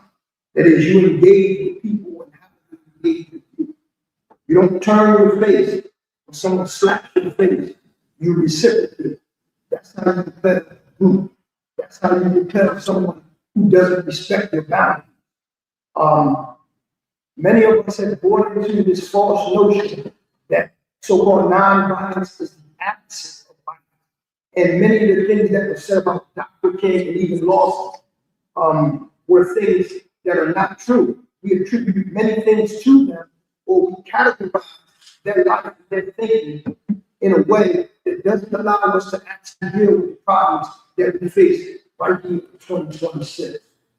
And sometimes a lot of us who are quote unquote intellectuals, we like to hear the sounds of our voice. That's why we so readily talk over. Wait a minute, hold it, wait a minute.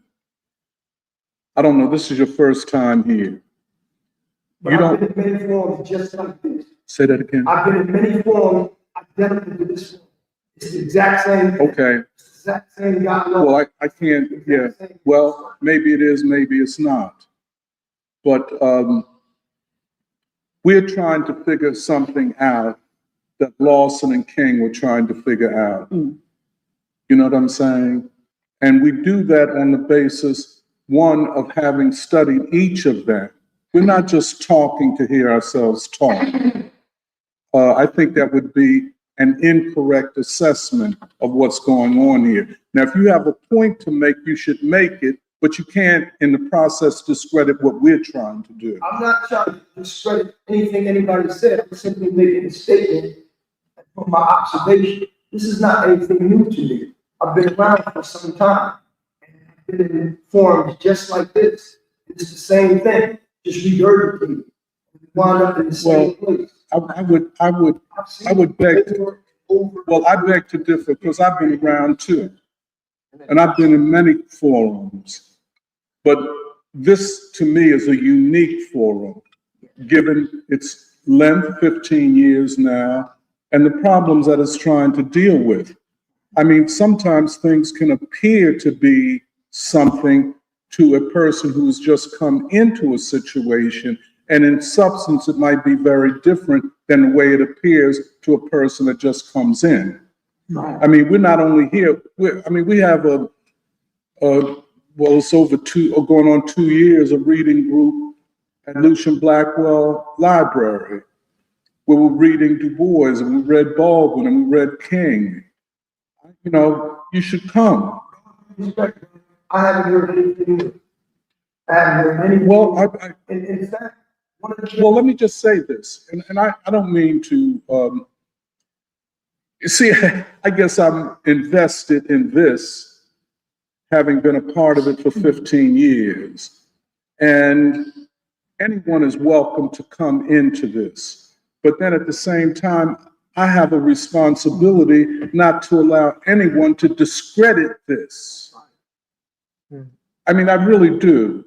And so, you know, you have an opinion, but then I have a right to say, but you can't discredit what we're trying to do here. I'm sorry you took it that way. Well, I'm just making an observation. no, but I know I don't mean to be, go ahead, I'm sorry, I didn't mean to interrupt you. One of the things I hear constantly about, we talk about Dr. King and his quote unquote nonviolent dream.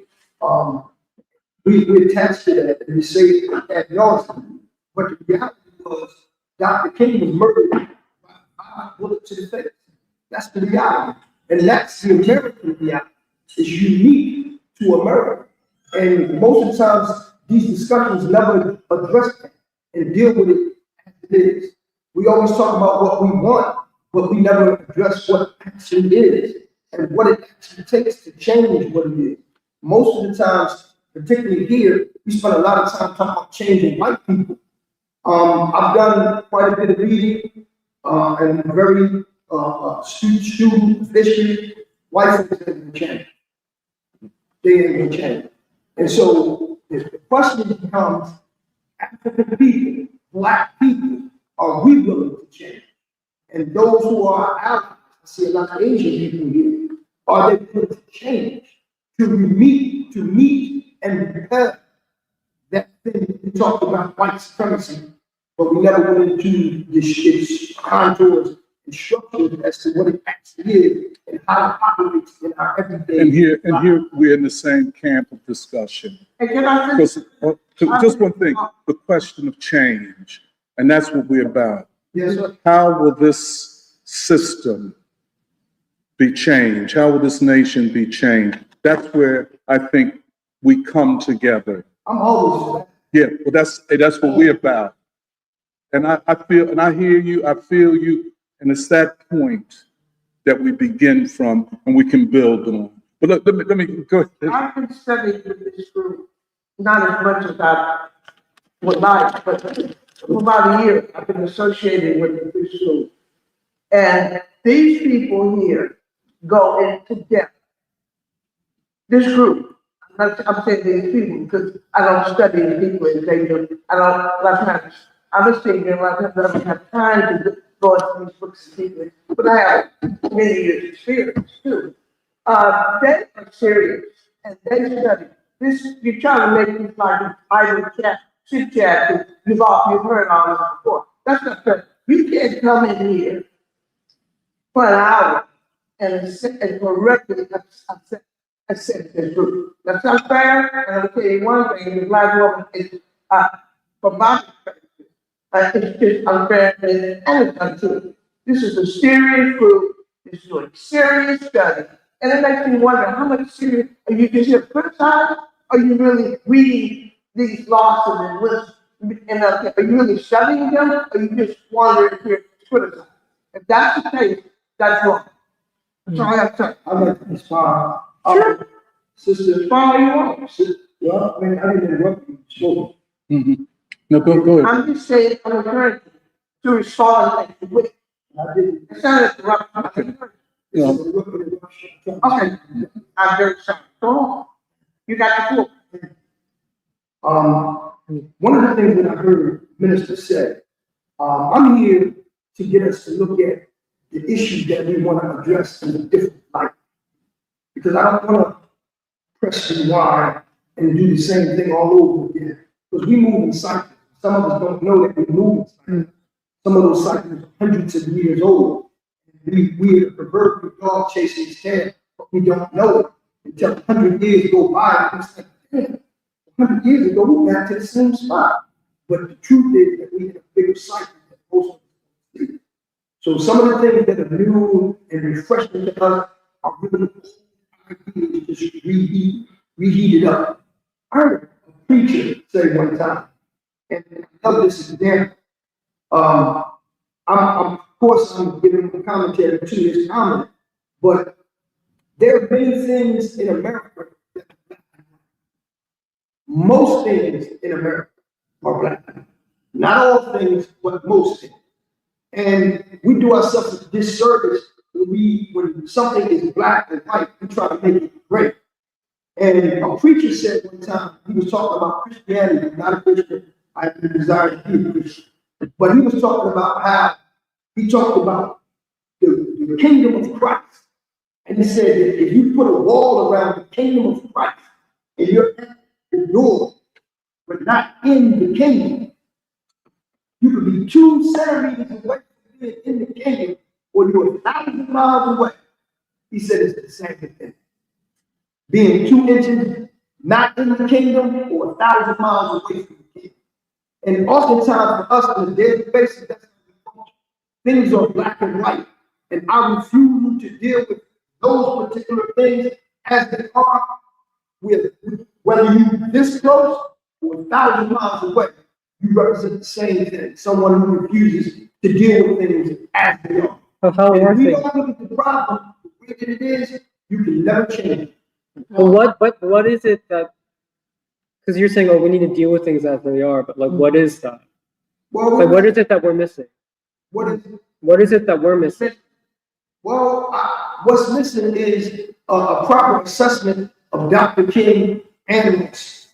And when we talk about them, some of the things that we regurgitate are just not true. Like, For example, many of the times when Dr. King was on rock, he had armed guards with him. They were called deacons for defense. And nobody ever tried to shoot him when he was around, because they were moving off the African ethic of reciprocity. How you treat me, that's how I treat you. I'm not going to allow you to run. My brother sees things a little different, We may disagree with my brother, but we here to protect my brother. So he can say whatever it is he needs to say, even though I may disagree with him. Then he's still gonna have the right to say what he wants to say, and I'll even lay down my life so that he can do so. Let me let Ike come in. I just want to respond there by saying, I really do think this is one of the most welcoming groups I've ever seen, whether folks agree or disagree. The other thing I gotta say is, as usual, on Saturday afternoons, I got to move on because I got showtime to deal with tomorrow. There is At the one question. Apollo, was it at the Apollo? There is one question I want to ask those historical, it doesn't go back to what we're talking. The statement was made that Lawson felt that the movement began in Birmingham, not in, and I'm not familiar with that assessment on his part. Is there any way you can just No, quickly? Emily knows. Yeah, it's in his unpublished book draft. He says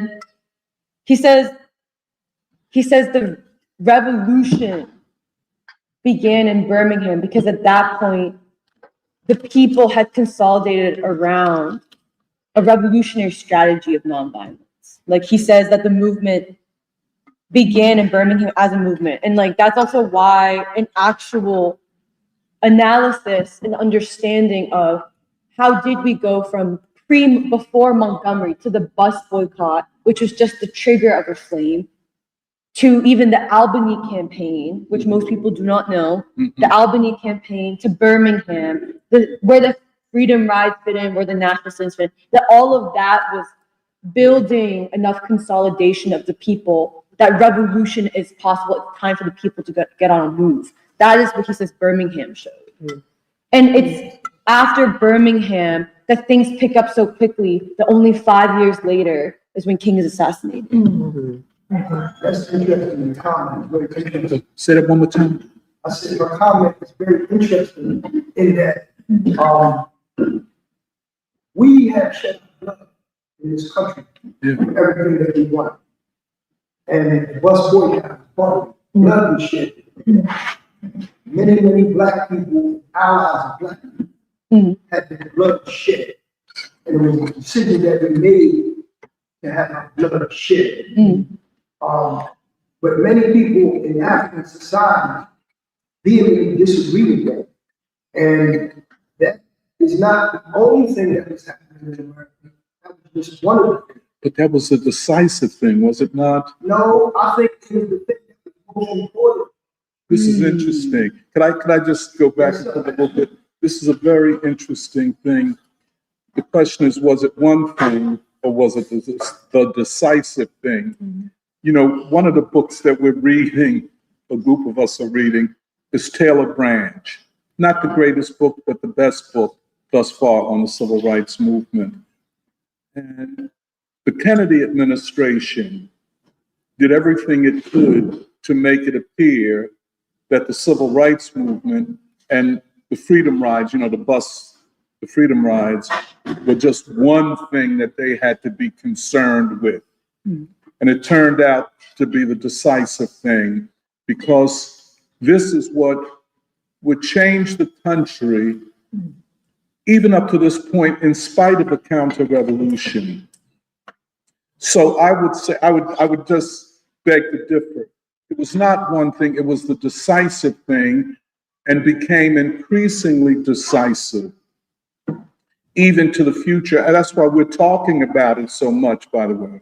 But I interrupted you. Well, one of the things that Malcolm said is that he posited that it would behoove the government not to deal with them and those like Congress. Yes. And instead, deal with his brother, Dr. King. He's asking for a particular way and a particular thing. You would be smart to give it to him and not give it to us. So can I make a suggestion? You tell me what you think about this. Because Malcolm at that point was a member of the Nation of Islam. And of course, the Nation of Islam has gone from what it was then the first resurrection to a second resurrection. And we have, in conversation, for instance, with Minister Ishmael Muhammad, suggested or asked him, do you think there would be a third resurrection? And the reason I raised that is that even for the Nation of Islam, which let's say 70 years ago, with Malcolm would say one thing, today would say something very different about Martin Luther King. That for the Nation of, I think, now this is just me talking, you know what I'm saying? For the Nation of Islam to make the transition from Minister Farrakhan to whoever comes next, I think in some way they will have to find their way to Martin Luther King. Why so? This is, you see, that's the, thank you for asking.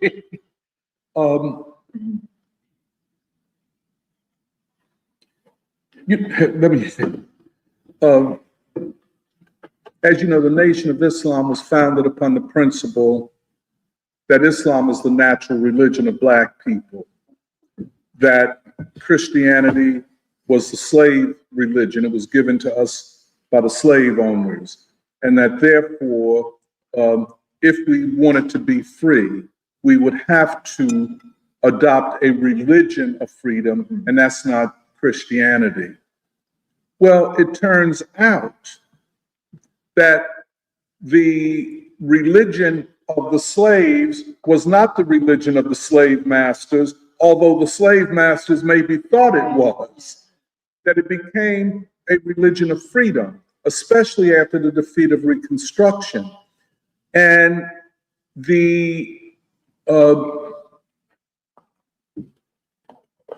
I'll put it this way. This worldview, this complex system of thought represented by Martin Luther King will be a part of the rethinking of the Nation of Islam and Islam in this country going forward. If you remember, and I know I talked a little bit too long, but I just want to make this point. In the first resurrection, the Nation of Islam was a very nationalist, Black exclusive organization. In this resurrection, especially at the latter part of this resurrection, the Nation of Islam is increasing the numbers of Latinos, Asians, and probably on the fringes of some white people. And so it is thinking almost the way King was thinking in this creation of a world house. So I'm thinking that, at best, a synthesis maybe of the thoughts of the Honorable Elijah Muhammad, of Minister Farrakhan, but King will play a big role in the rethinking of what the Nation of Islam will be in the 21st century. I'll just give you two examples. One, Minister Ishmael Muhammad and our interview that we did with him. And the other is his brother, Rasul Muhammad, who was the minister of Mosque 1 in Detroit, who made statements or said that his ministry was a ministry of love, almost in the Christian sense. And then their mother, Mother Tanetta Muhammad, argued something like a Christ, that the Honorable Elijah Muhammad was like a Christ figure. So I take all of this, in a theological sense to suggest that the second resurrection was beginning to think differently. And at this latter part of Minister Farrakhan's tenure as the head of it is thinking almost opposite to what they were thinking in, let us say, 1955. You see, that's what I mean by that. Let me say this. Does that make sense where I put that? Yes. I would say for us to move forward, we need to not get caught in the trap of theology. This is a dangerous thing. It's a very dangerous thing. We need to, in most religions, they have the word for people who don't practice their religion. And the word is always pejorative, whatever. And so I embrace the pejorative because for me, the pejorative actually invites everybody. and you don't have to be a Muslim. You don't have to be a Absolutely. Christian. One of the things that Dr. King said, and I think we still have not reconciled, he said that I believe that we are integrated into a burning house. Yes. He asked the question, have I integrated my people into a burning house? Which does not negate his previous positions, because his theology and his movement was a freedom movement, not an integrationist movement. It was given that name by some in the civil rights movement, but that's a whole nother question. Could I just ask a question? Could we just go, I know we have, and we'll come back to all of these questions that you raised, but I think that these questions that we have on the table, I don't know if anyone else would, I know Jeremiah has, in his inimical way, put on the table the question of the Russian Revolution, the collapse of Chinese, collapse of the Chinese state, and would the possibility of a democratic seizure of power require the collapse of the state? I think my answer would be yes, it would. And what would be the process of consolidating an alternative power to the collapsed state? You know, one could even imagine the government collapsing in Philadelphia and the people taking power, taking over the city council and the mayor's office and running them differently than the way they're being run now. But that's not the state. But that could occur in the absence of a strong centralized state which could exert power over the people. The Minneapolis movement showed many signs of a people's movement to take power. You know, the conditions perhaps existed. We don't know how far they're along in that. I think if we look around this country, people are trying to find local solutions or answers to the question of a state, a central national state that no longer represents them. And would that be, and I ask the question, would that be a prelude to, in local areas, be it Cleveland or Birmingham or Philly, the seizure of local power by the people? Great. Well, again, I think I'm confused on what the seizure of power is defined as, because if you were to ask me as someone who works in the state government, I feel like the people already hold those positions, but it's a matter of what directive you follow or what framework you follow for using that, for building that power. And for Philadelphia, or at least in my office, we follow the directive of Harrison. And I'm not sure whether that's actually a strong relationship or rather just simply a top-down relationship.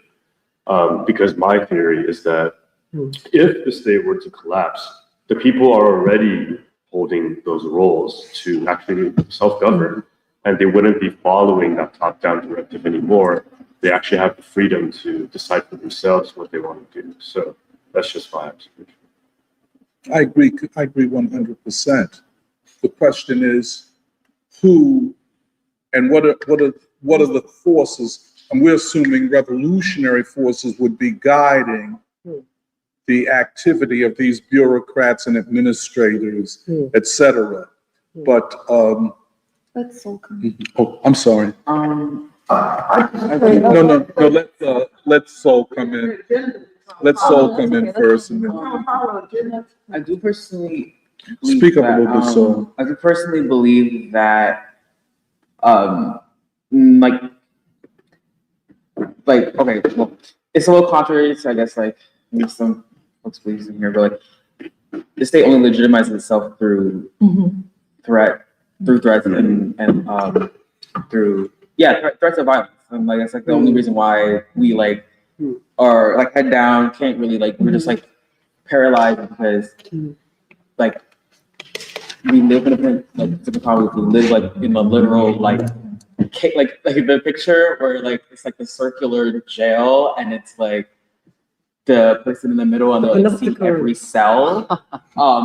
That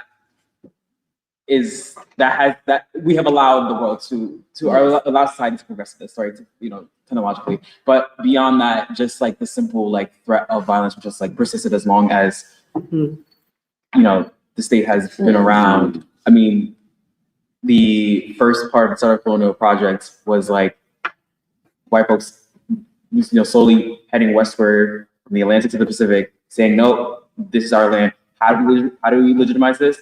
Through just wanton like destruction and like burning of like crop or like, forest, and then like now Native folks have no knowledge of like where to find food anymore, and then that's when we have reservations and all that, right? So it's like that first part of the Southern Colonial Project is like legitimizing itself through these little I don't know how to describe it.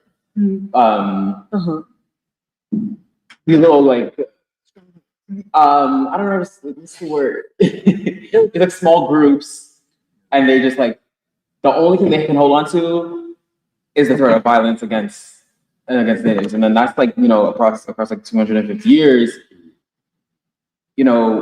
I kind of agree with what you're in the sense of like, yes, we have let history we have let the same things play out again and again, and not analyzing that we're living in a completely different time. So I do agree with that part, but I do disagree with the fact that if we do not analyze history, if we don't analyze history, obviously we're doomed to repeat the same actions at some point. But yeah, overall, yeah, like the state just exists.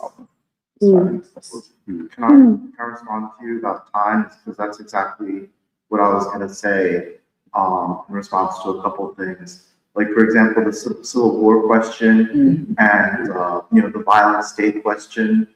For instance, after the Indian Revolution, which was a nonviolent revolution, they did consolidate the state with an army. And it wasn't to say that, oh, we are, what's the word, disregarding nonviolence. But it was, no, we need a modern state because we live in modern times in other countries. We need an army to defend people. In response to Jeremiah's point on, the Civil War, and the possibility of the Civil War, I think that, one could come in and make a false assessment. We all agree on that. But I do agree with Doc that I think a civil war is unavoidable at this point in time. In fact, actually, I prefer it. So Samir, you say civil war is unavoidable. Yeah. But hold on, give me a second. First, we voted for that. We said, 10 years ago inside of preschool 2016, Wanda said, she took the Leninist formulation, if it's civil war or world war or nuclear war, obviously the option would be civil war. But I wanted to return to this concept of time, because we don't live in the same time as the Russian Revolution or the Paris Revolution or, any other revolution. We live in a modern time. In the Russian Revolution, most of the people were illiterate, right? And so we could not have a ideologically consolidated, people's movement. That's why the Bolsheviks sought to do reading campaigns so that they could develop the people. I think that if it is possible to develop the people's capacity beyond what they're capable of now, we would prefer that the next revolution we have does not have a civil war afterward. I'm not just thinking about the Russian Revolution or, Napoleon after, the French Revolution, but also, after 3 generations after the Prophet, the Muslims had a civil war and the Sunni and Shiite scene. So it is hard to consolidate power and not have things become vestigial, images of power. Say that one more time. Vestigial images of power, Tell what's that mean? Vestigial. like the caliphate after the Sunni Shia split became vestigial. It no longer became rightly guided, or after Martin Luther King, it seems that some people have lost the plot, so to say. Yeah, I think like I think the violent, like kind of like isolated like violent events, like like the whole like Luigi thing from like those things are gonna, those type of like events will keep happening in these isolated cells. But I think like the practice of like nonviolence can really form together with critical mass, and that's like the primary way in which like I could see that being an effective tool, because we outnumber the same. We outnumber any organ, whether it be like the Navy or the Army or the police, like we outnumber them. So like, but it's the fact that we have access to so much information, but we are so like we talk about literacy. You're just talking about literacy, like there's a serious literacy problem just within our city by itself, and a lot of kids, maybe young adults, adulthood, they don't have the words to or the knowledge to really conceptualize the world that's changing around them, and that's a huge problem. And if we don't really actively kind of like be out there and be like, hey, like just encourage learning, encourage knowledge, like how we're sitting here today, we just basically throw our hands up in the air and let everything just. We're rushing. I don't think people really understand the fact that it's very useful that we have to study, we have to study Lawson, we have to study these people because, of the fact that like the actual critical mass that they delivered in their time, but we are rushing towards a point of singularity. I don't think people understand that. What do you mean by that? What do you explain that? We're rushing to the point of singularity. Singularity is kind of like the rapidity of time, and I'm kind of going into a very like broad existential kind of view. I'm sorry about that, but the view of time and the speed at which like events are evolving are faster than any point in human history. A person could live in the 1800s, and the only notable event that had occurred during their lifetime is a railroad was built through their town, and that was it. But we have a new event every single hour, so our attention is so displaced. We don't know. We can't even. There's not even a thought of people's minds right now to like organize or come together to discuss.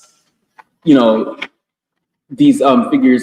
There's not even a thought like that because there's so many things going on. I think we really have to remember that and really understand that like it's like now and like I'm kind of like whoa, slow down a little bit.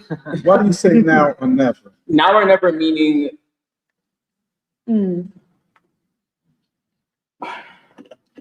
no, let me just kind of add, you mind if I just go ahead. You say we're rushing to a moment of singularity. Right. Okay. Just could you define a moment of singularity? What do you mean by that concept?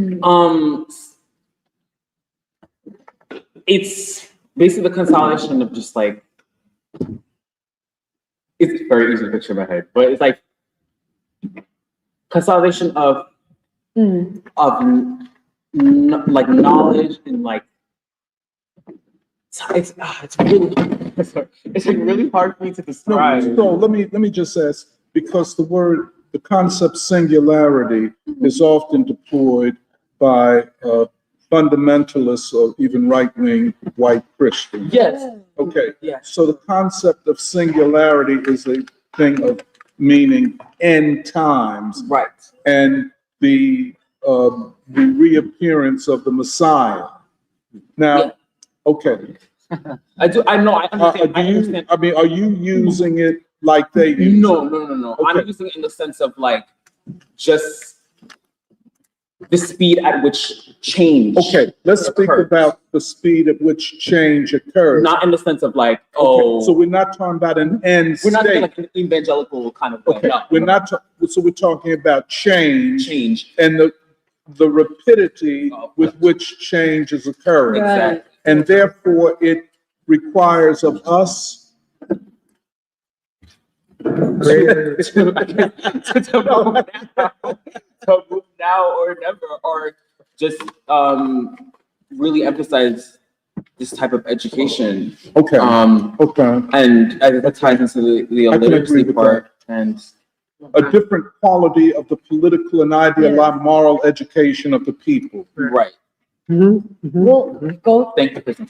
well, Yeah, so- what you're saying, and then going back to what Albert was saying about, because, yeah, if you even analyze who actually, even just take government, not even the larger departments that are running the different systems of the city, like not SEPTA, not like talking about actual governance, the people are still majority of the percent. Like, I'm not talking about college educated, PM, professional managerial class people who like want to take these jobs. I'm talking about like ordinary people, especially Black people, still hold the key positions of governance, administratively, staff, ins and outs in the city.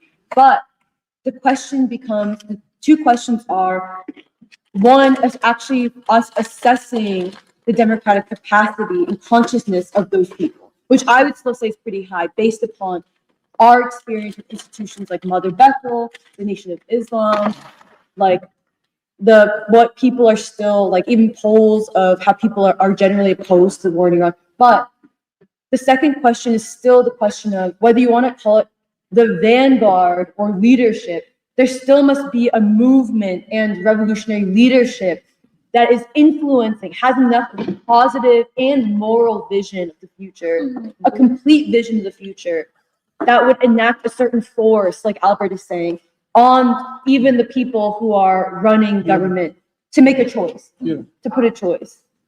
I would like to ask you, what did you mean when you said that?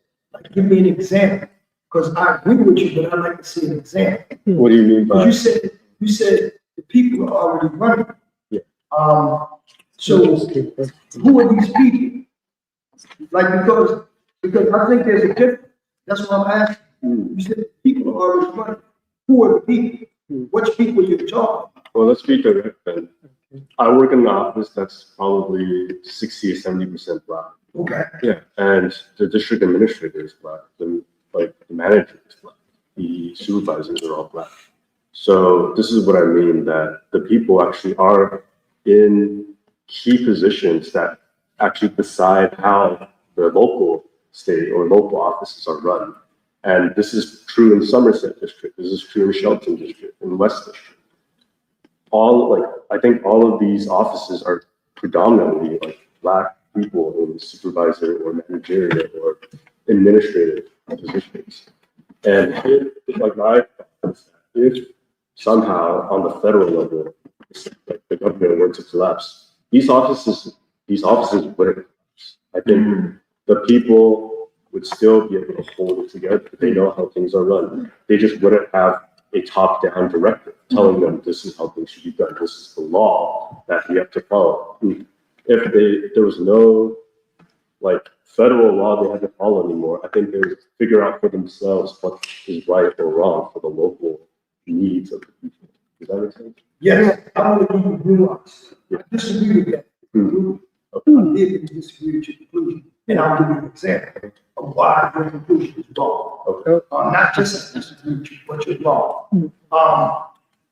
The people that you're talking about, you're correct when you say it, but that's part and parcel. Just because they're Black don't mean that's the solution. Most of those Black folks are what I call black-faced white supremacists. Never heard of it. Never. And they part and parcel of the problem. So in essence, the people don't run things. I'll give you an example to show you how the people still need to get in. Those people that you're talking about, we moved against those people. And by we, I mean those of us who formulated the African-Asian Alliance against gentrification, no agreement. They had an agenda, and their agenda was we're gonna build, we're gonna wipe out Chinatown. And the people said, no, we ain't happy. And so much so that city council, the mayor's office, they all voted to do it. But because we was in the streets causing all kinds of mayhem, the developers said, you know what? No, because they're not stuck. And we're not gonna get any money. But the people that you're talking about, they're part of the problem. Those of us who took it to the streets, we the people. And I'm saying that, and when you said no disconnect from Harrisburg, I agree with that. Because we go against Harrisburg too. We even did that to Harrisburg, to the governor's office. We had to go against the governor's office for other things. And most of them, the bureaucrats or the technocrats or whatever, their thing is they protect and maintain the status quo. That is, masses of people being disenfranchised, displaced, disinherited, just outright dis. And the people who were in the streets fighting are the people. Just because the people who are holding some of these offices, but most of them, they just told a lie. And they followed the directive of, no, this is good for big business. The masses of people, they fly, people stepping on them like so many ants and keep it pushing. And I just always been there. I'm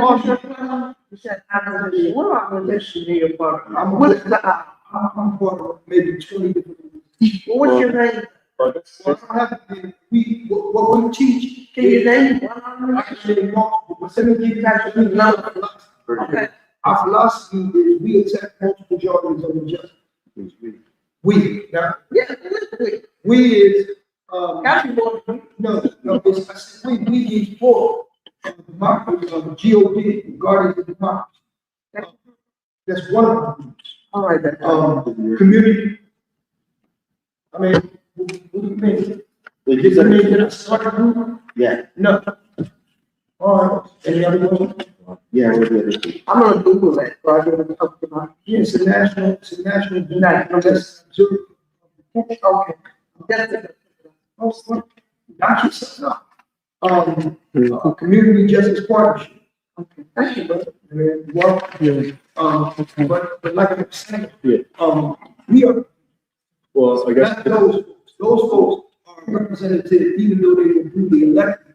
They are representatives so of the state. why is there a difference between Yes, the right. people on the streets and those folks, right? What's the Because difference? basically your argument, like you're saying that someone like me who is in the state government but is also sitting in this room trying to figure things out, I'm actually part of the problem and not part of the solution. Right? Because I think it's not black and white in the sense that, yeah, like I don't think just because you work in a system that is either white supremacist or is trying to function under an unjust system, I don't think all those people are simply unjust people or people who follow white supremacy, which is why I don't think the question is simply, or I don't think the point is simply resisting the people who are within government. I think it's actually a matter of transforming or even enabling the people who are in those positions, right? So it's not simply like, oh, you work for the welfare office, well, you're actually part of the problem and my job is to resist you. No, I think it's actually to work with people who are in the government and in fact, enable them to do the right thing and not just simply like resist you guys. Does that make sense? Yeah, but it's almost like you didn't hear what I said. I said it's not. Well, I don't think you're hearing what we're saying. Well, hold on this 1 second. Please listen for that. 1 second. Like Bertie was saying, we've been, first of all, I don't think you've been hearing what we're saying here. We've been here for 15 years, most of us, coming here every Saturday. Before, when you responded to him, you were like, I don't know if you know, but black faces, white, whatever the phrase is. And we have been talking about that. The other thing is, when you talk about the arena, we've been talking about it in past free schools. You haven't been here before to listen to us actually analyze the situation. But you come here, I'm not sure where you're coming from.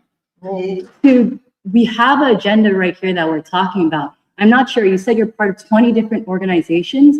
Well, let us reintroduce ourselves. We have an agenda every week.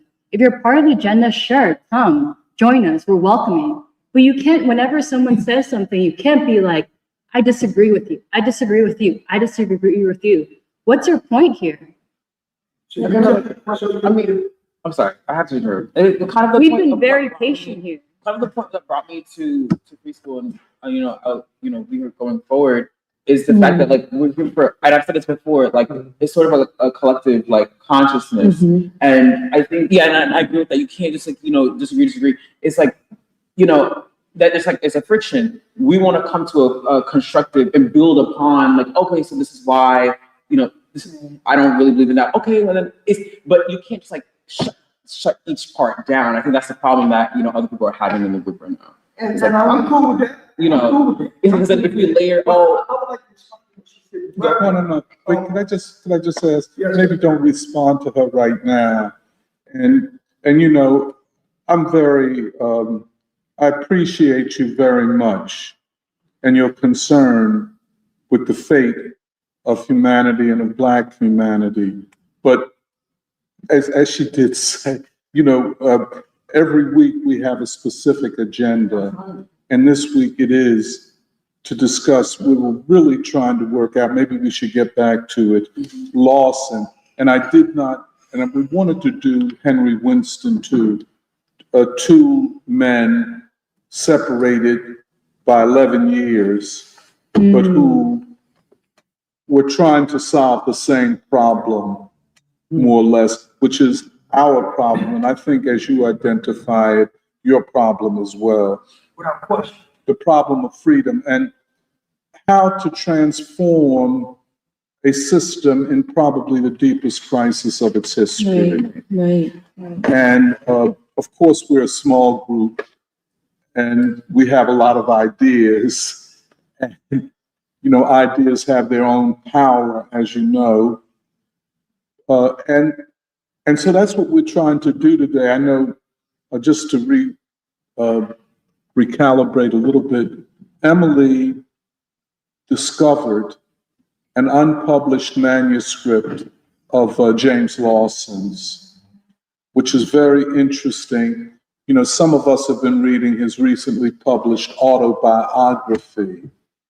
And I think Emily discovered something in this unpublished manuscript that I don't think I've yet come across in his autobiography, a more theoretical, political kind of engagement with the movement. And I think we're really going to have to do more in teasing that out. And I was supposed to talk more about Henry Winston. And I would like to hear what you're Yeah, no, I think I'm gonna get to that in a minute. But it's so much in this Black history and in this Black struggle. And, we don't just do theory and ideology. We're very much into art and music, and especially the great achievements of Ellington and Mingus and Train and all of that as part of an overall consciousness of the people. And therefore, it's already built into what we do, that Black folk constitute the great achievement. And how does that great achievement get translated into something that can bring about fundamental change in this country, which I think most people would be for. And that's the way we approach it. And I would say, maybe listen to us a little more, get to know us better. That's all I would say. And I hear you, I appreciate you.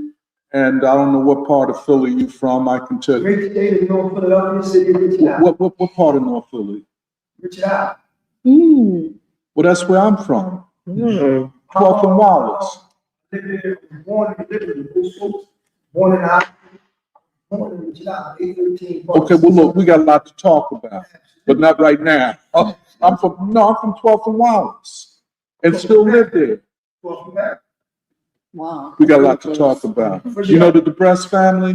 Pardon me? Do you know the DeBrest family? Richie, Well, which, Name is not familiar. Yeah. I'm a face. they may be a little bit, yeah, they might be before your time. But anyway, we'll come back to On that. the baby. So it's not. Okay, I sometimes think of myself as a baby. But anyway, if we could just, So, No, I got it. Well, I think Meg, can you read Megna's comment from online? oh, yes, She has please, a comment that I think will segue into yes. more building on Winston, because it's also around the unfinished democratic struggle. But Megna's comment is, reading Black Reconstruction by Du Bois reminds me of how powerful American democracy could be as an instrument of revolutionary change. It's not the form of government, but the consciousness of the people. That's the obstacle to true democracy. Nonviolence intervenes at the level of consciousness. That determines whether workers will control their destiny and wealth. So. That's where I think what Meghna is saying, and this is where, by the way, I was going to talk about where Winston and Lawson begin differently. You know, Winston is born in 1911, Lawson in 1928. Winston in Mississippi, and very difficult conditions. He saw his one of his uncles lynched. Many of the people that Winston knew had been slaves or had saw the crushing of Reconstruction or participated in maybe the Reconstruction period. Lawson did not know or see any of that. He grows up in a household where his father and I think maybe his grandfather were Methodist ministers. So he comes to the struggle from a Christian perspective. Winston, at least I don't have any evidence that his family, because they had to move so much, were ever connected to a church. Winston comes into the struggle through the unemployed councils and the Young Communist League. He rises in that. Winston ultimately becomes a student of Du Bois. And so when you read A Strategy for a Black Agenda, he is proceeding from a Du Boisian perspective. You know, having known him and others, they were very committed to Du Bois. In fact, I used to always hear them, Winston and others, and they would refer to Du Bois as Dr. Du Bois, Dr. Du Bois, Dr. Du Bois, because he was like their mentor, their teacher. And so, in this, just a quick thing, Winston separates the modern movement of Black folk and of the nation, by the way, I like to say of the nation, into three periods defined by a different canonical figure. Frederick Douglass, the anti-slavery and Reconstruction, W.E.B. Du Bois, the post-Reconstruction up to the modern civil rights movement, and Martin Luther King, the civil rights movement. I think that those eras, those epochs in the history of the Black struggle are very important. You could literally say epochs in the history after the defeat of Reconstruction. And I think the defeat of Reconstruction is the critical moment. The history of the United States since that has been a grappling with that defeat. Now, this raised within the organization of the Communist Party, it raised a kind of epistemological rupture, an ideological rupture, because is the history of the United States after the defeat of Reconstruction the history of the struggle with the color line? Yeah. Or is it the history of the class struggle? Right. You see what I said? Go ahead. What was I saying? Do you believe that if Reconstruction was successful? Well, let's not go there. Oh, okay. Let's not jump ahead. Sorry. No, I'm sorry. I'm sorry. That's okay, that's okay. You don't lose that question though. This was a very important question about what is Marxism and what does Marxism and the experience of communist parties, for instance, in the Russian Revolution, what does that mean for the struggle against the color line in this country? And I guess I've said this before, you all heard me say this before. It kind of divides the Communist Party. So much so that as we had two leaders, Henry Winston and Gus Hall. In my mind, Henry Winston would have been the single leader had he not been blinded in prison and went to the Soviet Union to try to restore his sight for a number of years. So he returns to the United States into leadership of the Communist Party in 1966.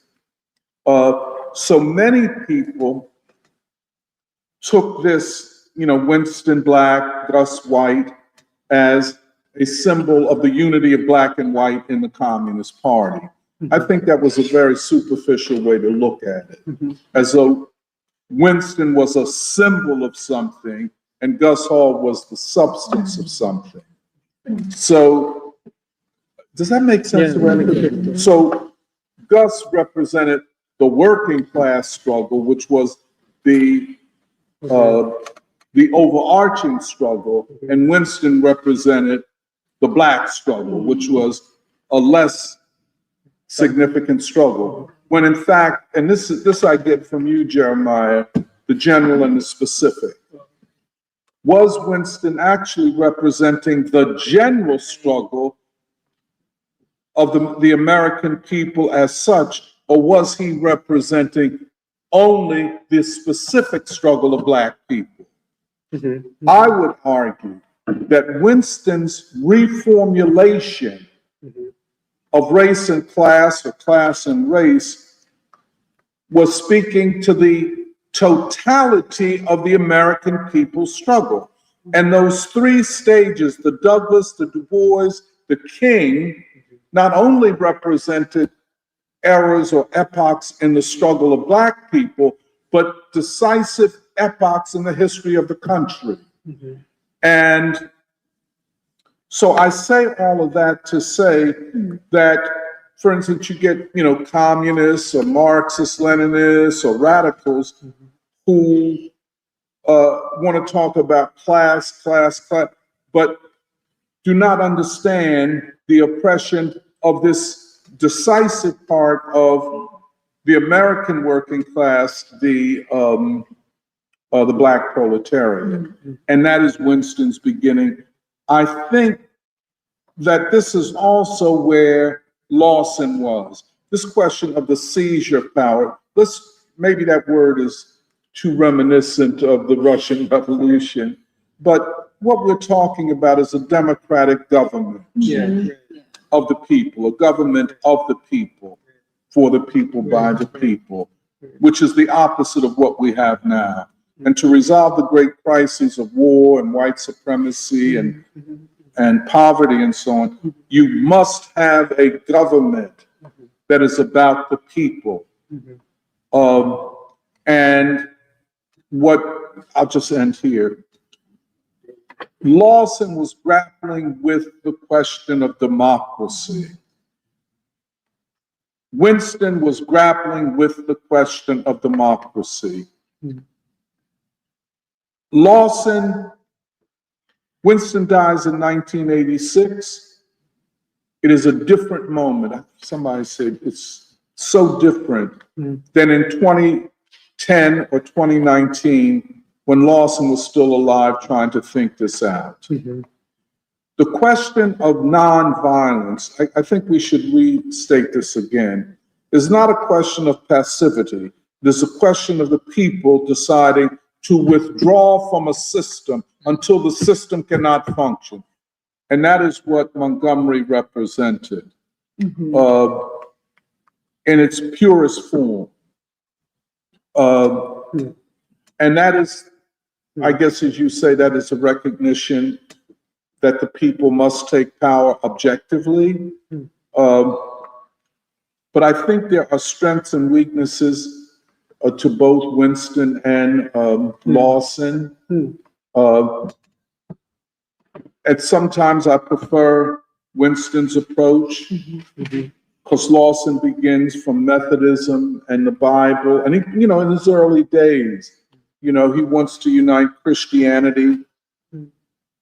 Not he wants to, he does unite Christianity with the struggle to free Black people from direct segregation. And he found in King, when he heard King, he said, we have the same objectives. I think we asked Lawson in the interview, he seemed to have known of the work of Henry Winston.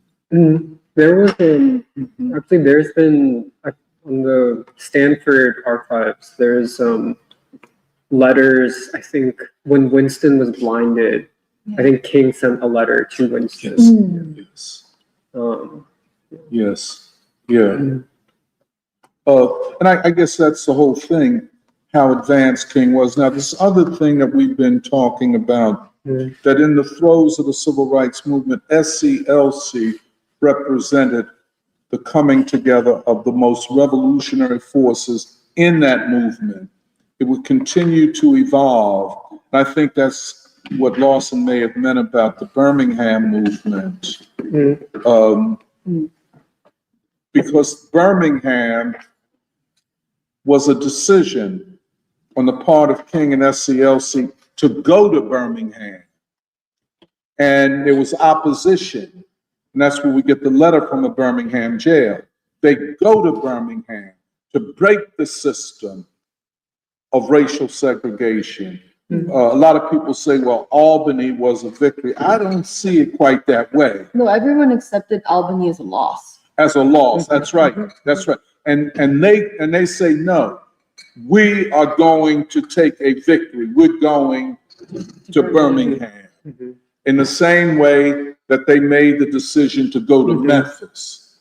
This was a revolutionary corps making a revolutionary decision where they knew the dangers, but yet the opportunities. And of course, Memphis King is assassinated, etc. This is also why the choice at the end of King's life to try to move north is also very important to understand. Because the tension in SCLC as a revolutionary group was that people said, the people against King's decision to want to go to the north, or even do a poor people's campaign that moves itself to the north, is that people were like, we're not done with the South.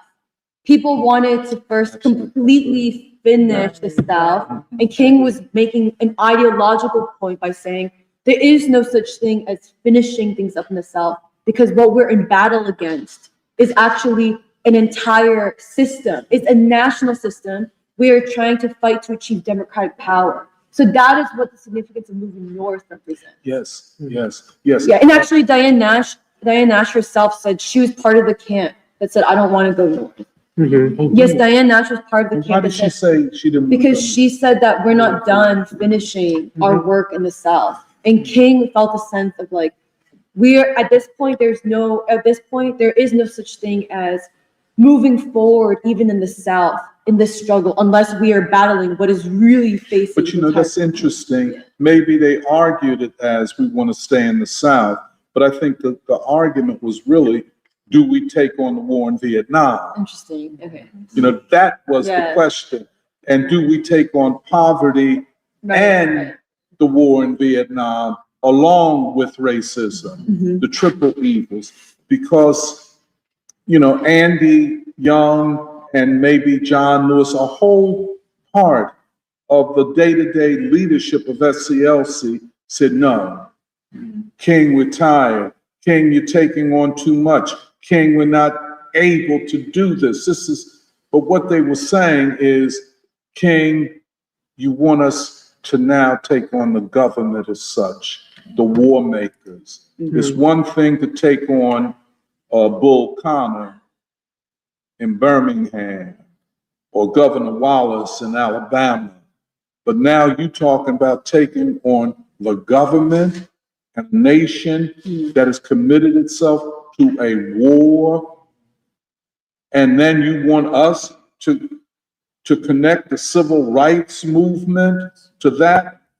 I don't know if you guys can feel, that was then saying we're now in a life and death struggle. And King knew, that's why he gives that last speech, I might not get to go there with you. I might not get to go there. He already knew. And that's why, he had this twitch, this nervous twitch.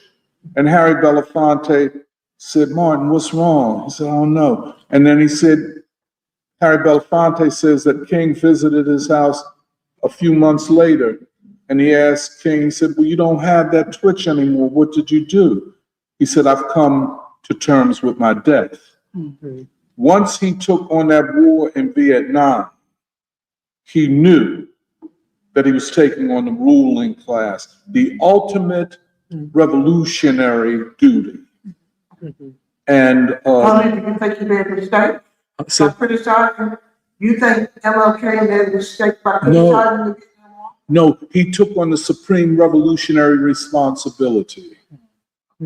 And that, Birdie, that was a test of his revolutionary mettle. If there was ever a question of whether King was a revolutionary, that was it. See, it's not a revolutionary because you run off at the mouth. When you take on the counter-revolution, and it was that point. And if you read that speech, I think, Emily, I think the letter from the Birmingham jail lays a kind of philosophical foundation for that speech. Because so much in it, the fierce urgency of now, speed, and I'm always this phrase, speed up the time, speed up that time. That speed up time is very important. And it's like he could not wait. We don't have time. And all of his staff, Martin, we can't do it. Martin, we're tired. Martin, you need to spend more time with your family. Martin this, Martin the other. But he said, no, I have a responsibility. And if it means I lose my life, so be it. That's who he was.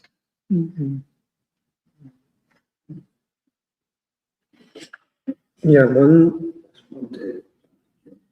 I said, there's one table. Say that again. I said, one table. Meaning like significant, like, well. No, I'm saying his perspective is one table. One take. Yes. I think it is the take. Okay. No, wait, hold on. I don't mean to interrupt you, but see, we got to get it right. And I think that's right. And see, I think, you ain't lied about that. But see, this is it. If we don't get King right, we can't get the future right. No. I think when we just. And I don't think there is any ifs, ands, or buts about it at this time. Because, we've all been in the wilderness for about 40 or 50 years. And many alternatives have been tried. You know what I'm saying? But then at this crisis, like, I agree with you, Jeremy, I agree with you, Al. You reach a point like this, it's time where the strongest hand has to be played. We could,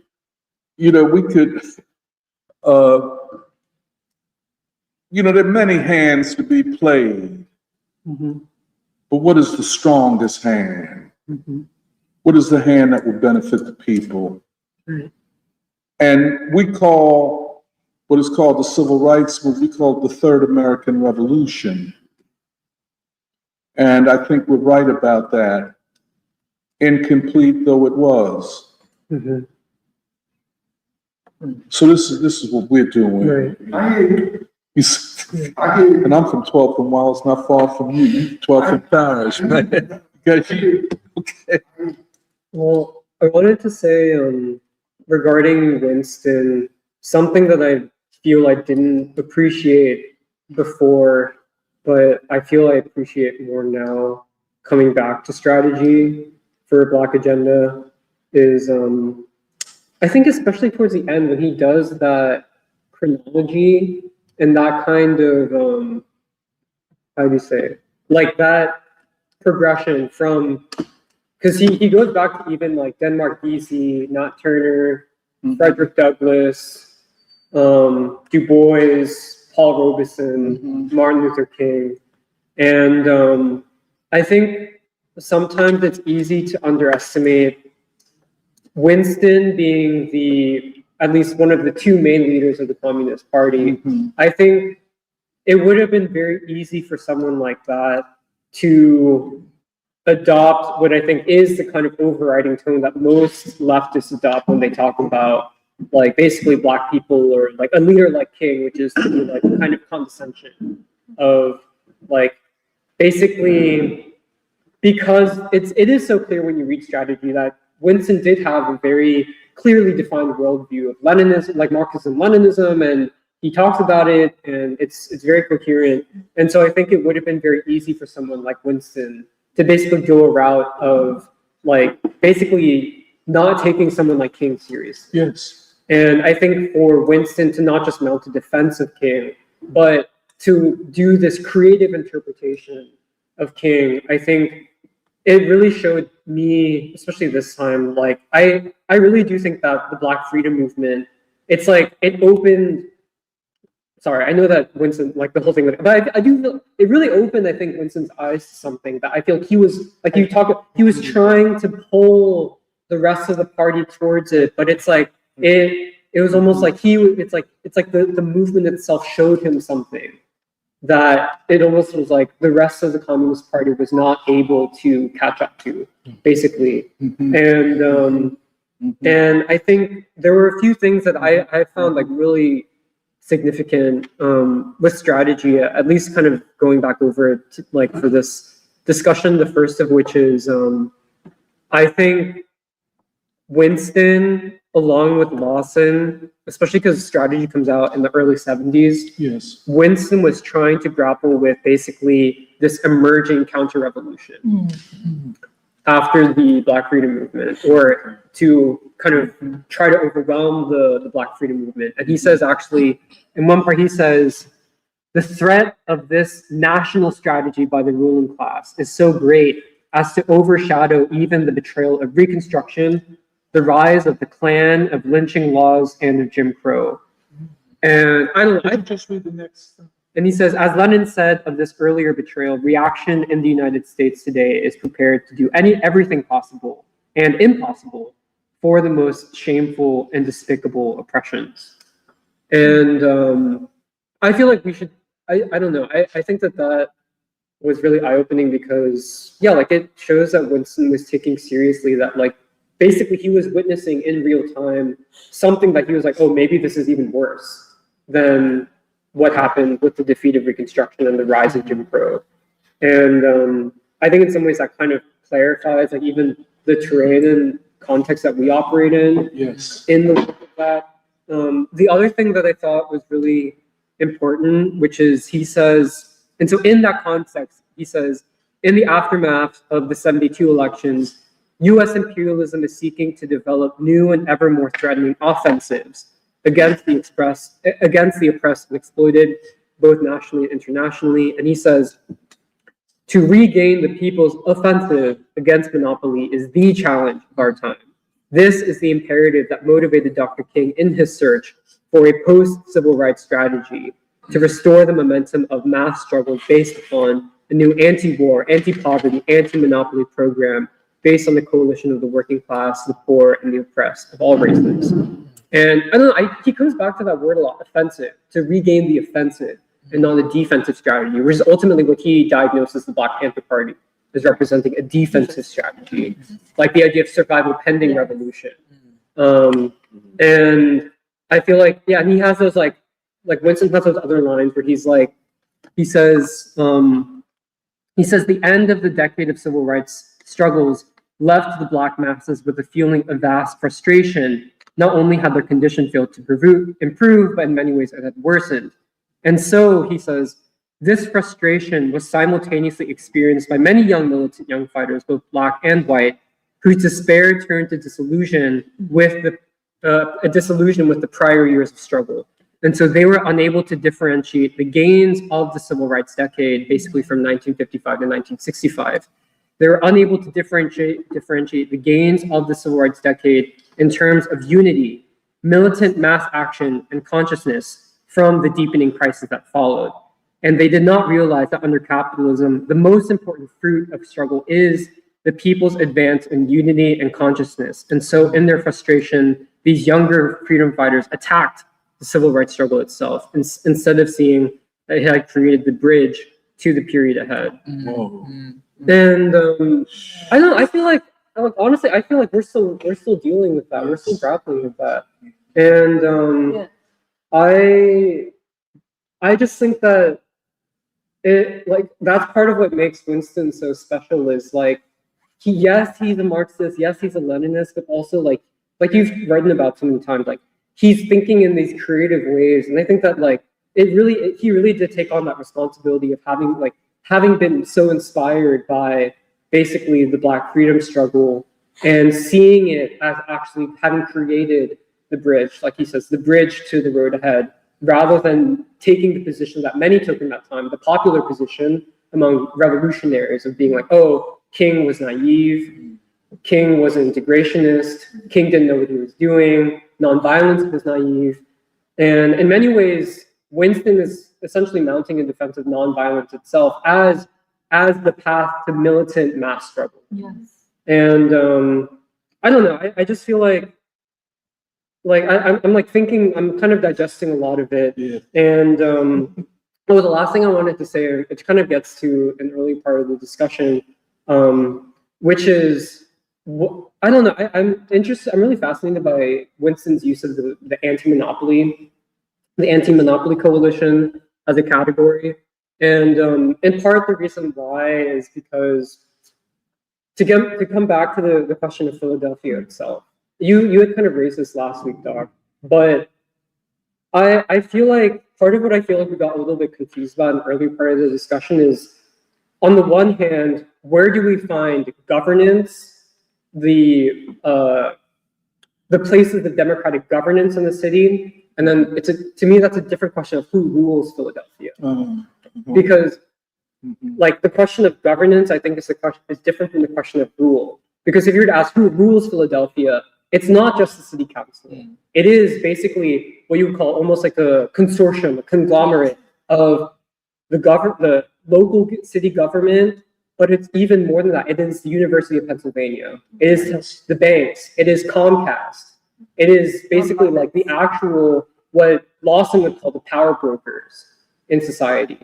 And I feel like Winston was basically trying to connect what King was developing of this kind of what he called the anti-monopoly coalition, the anti-monopoly movement, with this question of like, how do you actually challenge, whether you call it the state, but like this question, who really rules, who really holds power?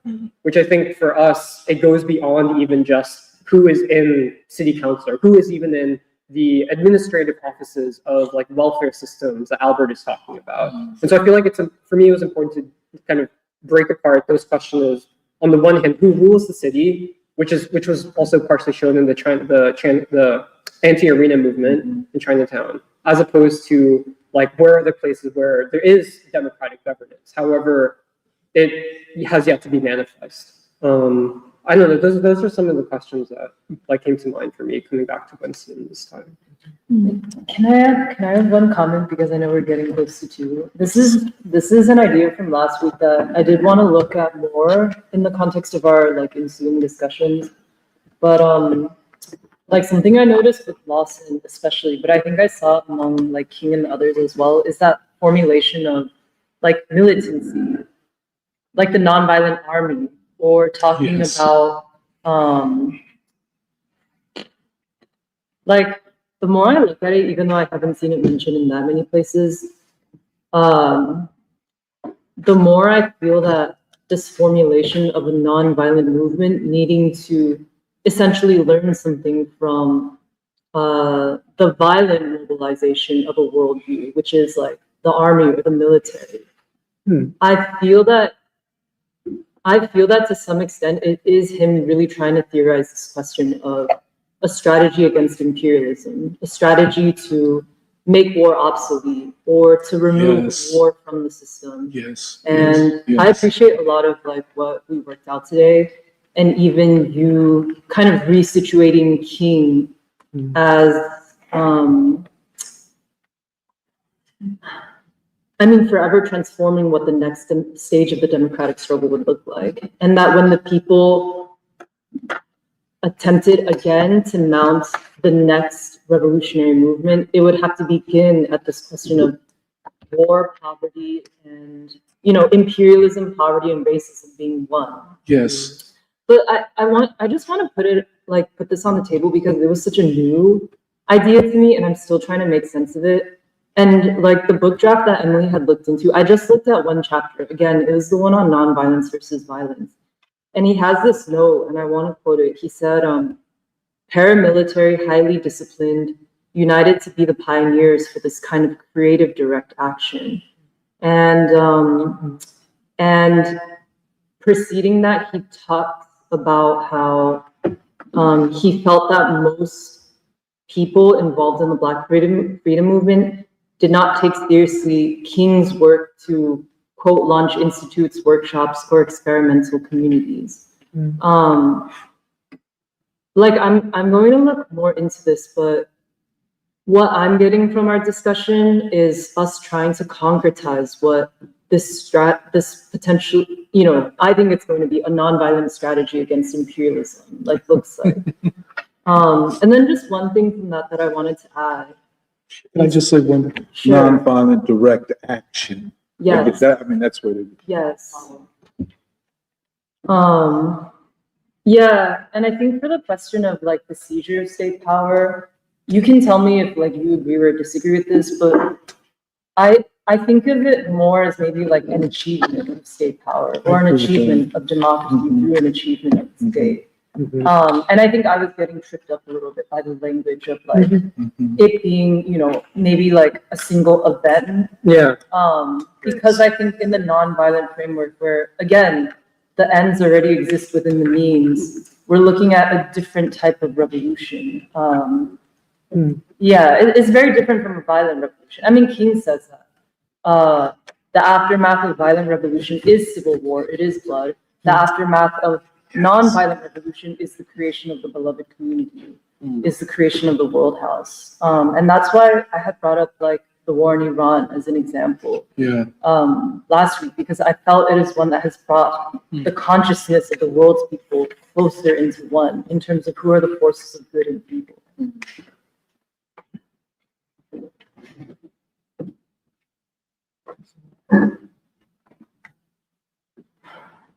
Intense conversation. Yeah, wow. I know. No, can I just say something? Yeah. You know, I'm a little bit like Jeremiah in this, that there is a lot of uncertainty in the entire situation. The American regime is weaker than it's ever been. When Winston wrote this book, I don't think he could have imagined the crisis of the state that we're experiencing. This defeat in Iran, and it's already been a defeat. The Americans have already lost. And everybody that the Washington Post, everything you read says the same thing. This is, again, I use the word ignominious. It is a defeat without shame. the American military, the American regime has been shamed. All of its boastfulness of what its weapons could do, and Trump is a complete piece of garbage. Yeah. Hey, Bernie, you remember we was at Lucian Blackwell that evening after he had said he would wipe Iranian civilization out, and we were just, where are we going? You know, we were so frightened that night, you remember? Yeah.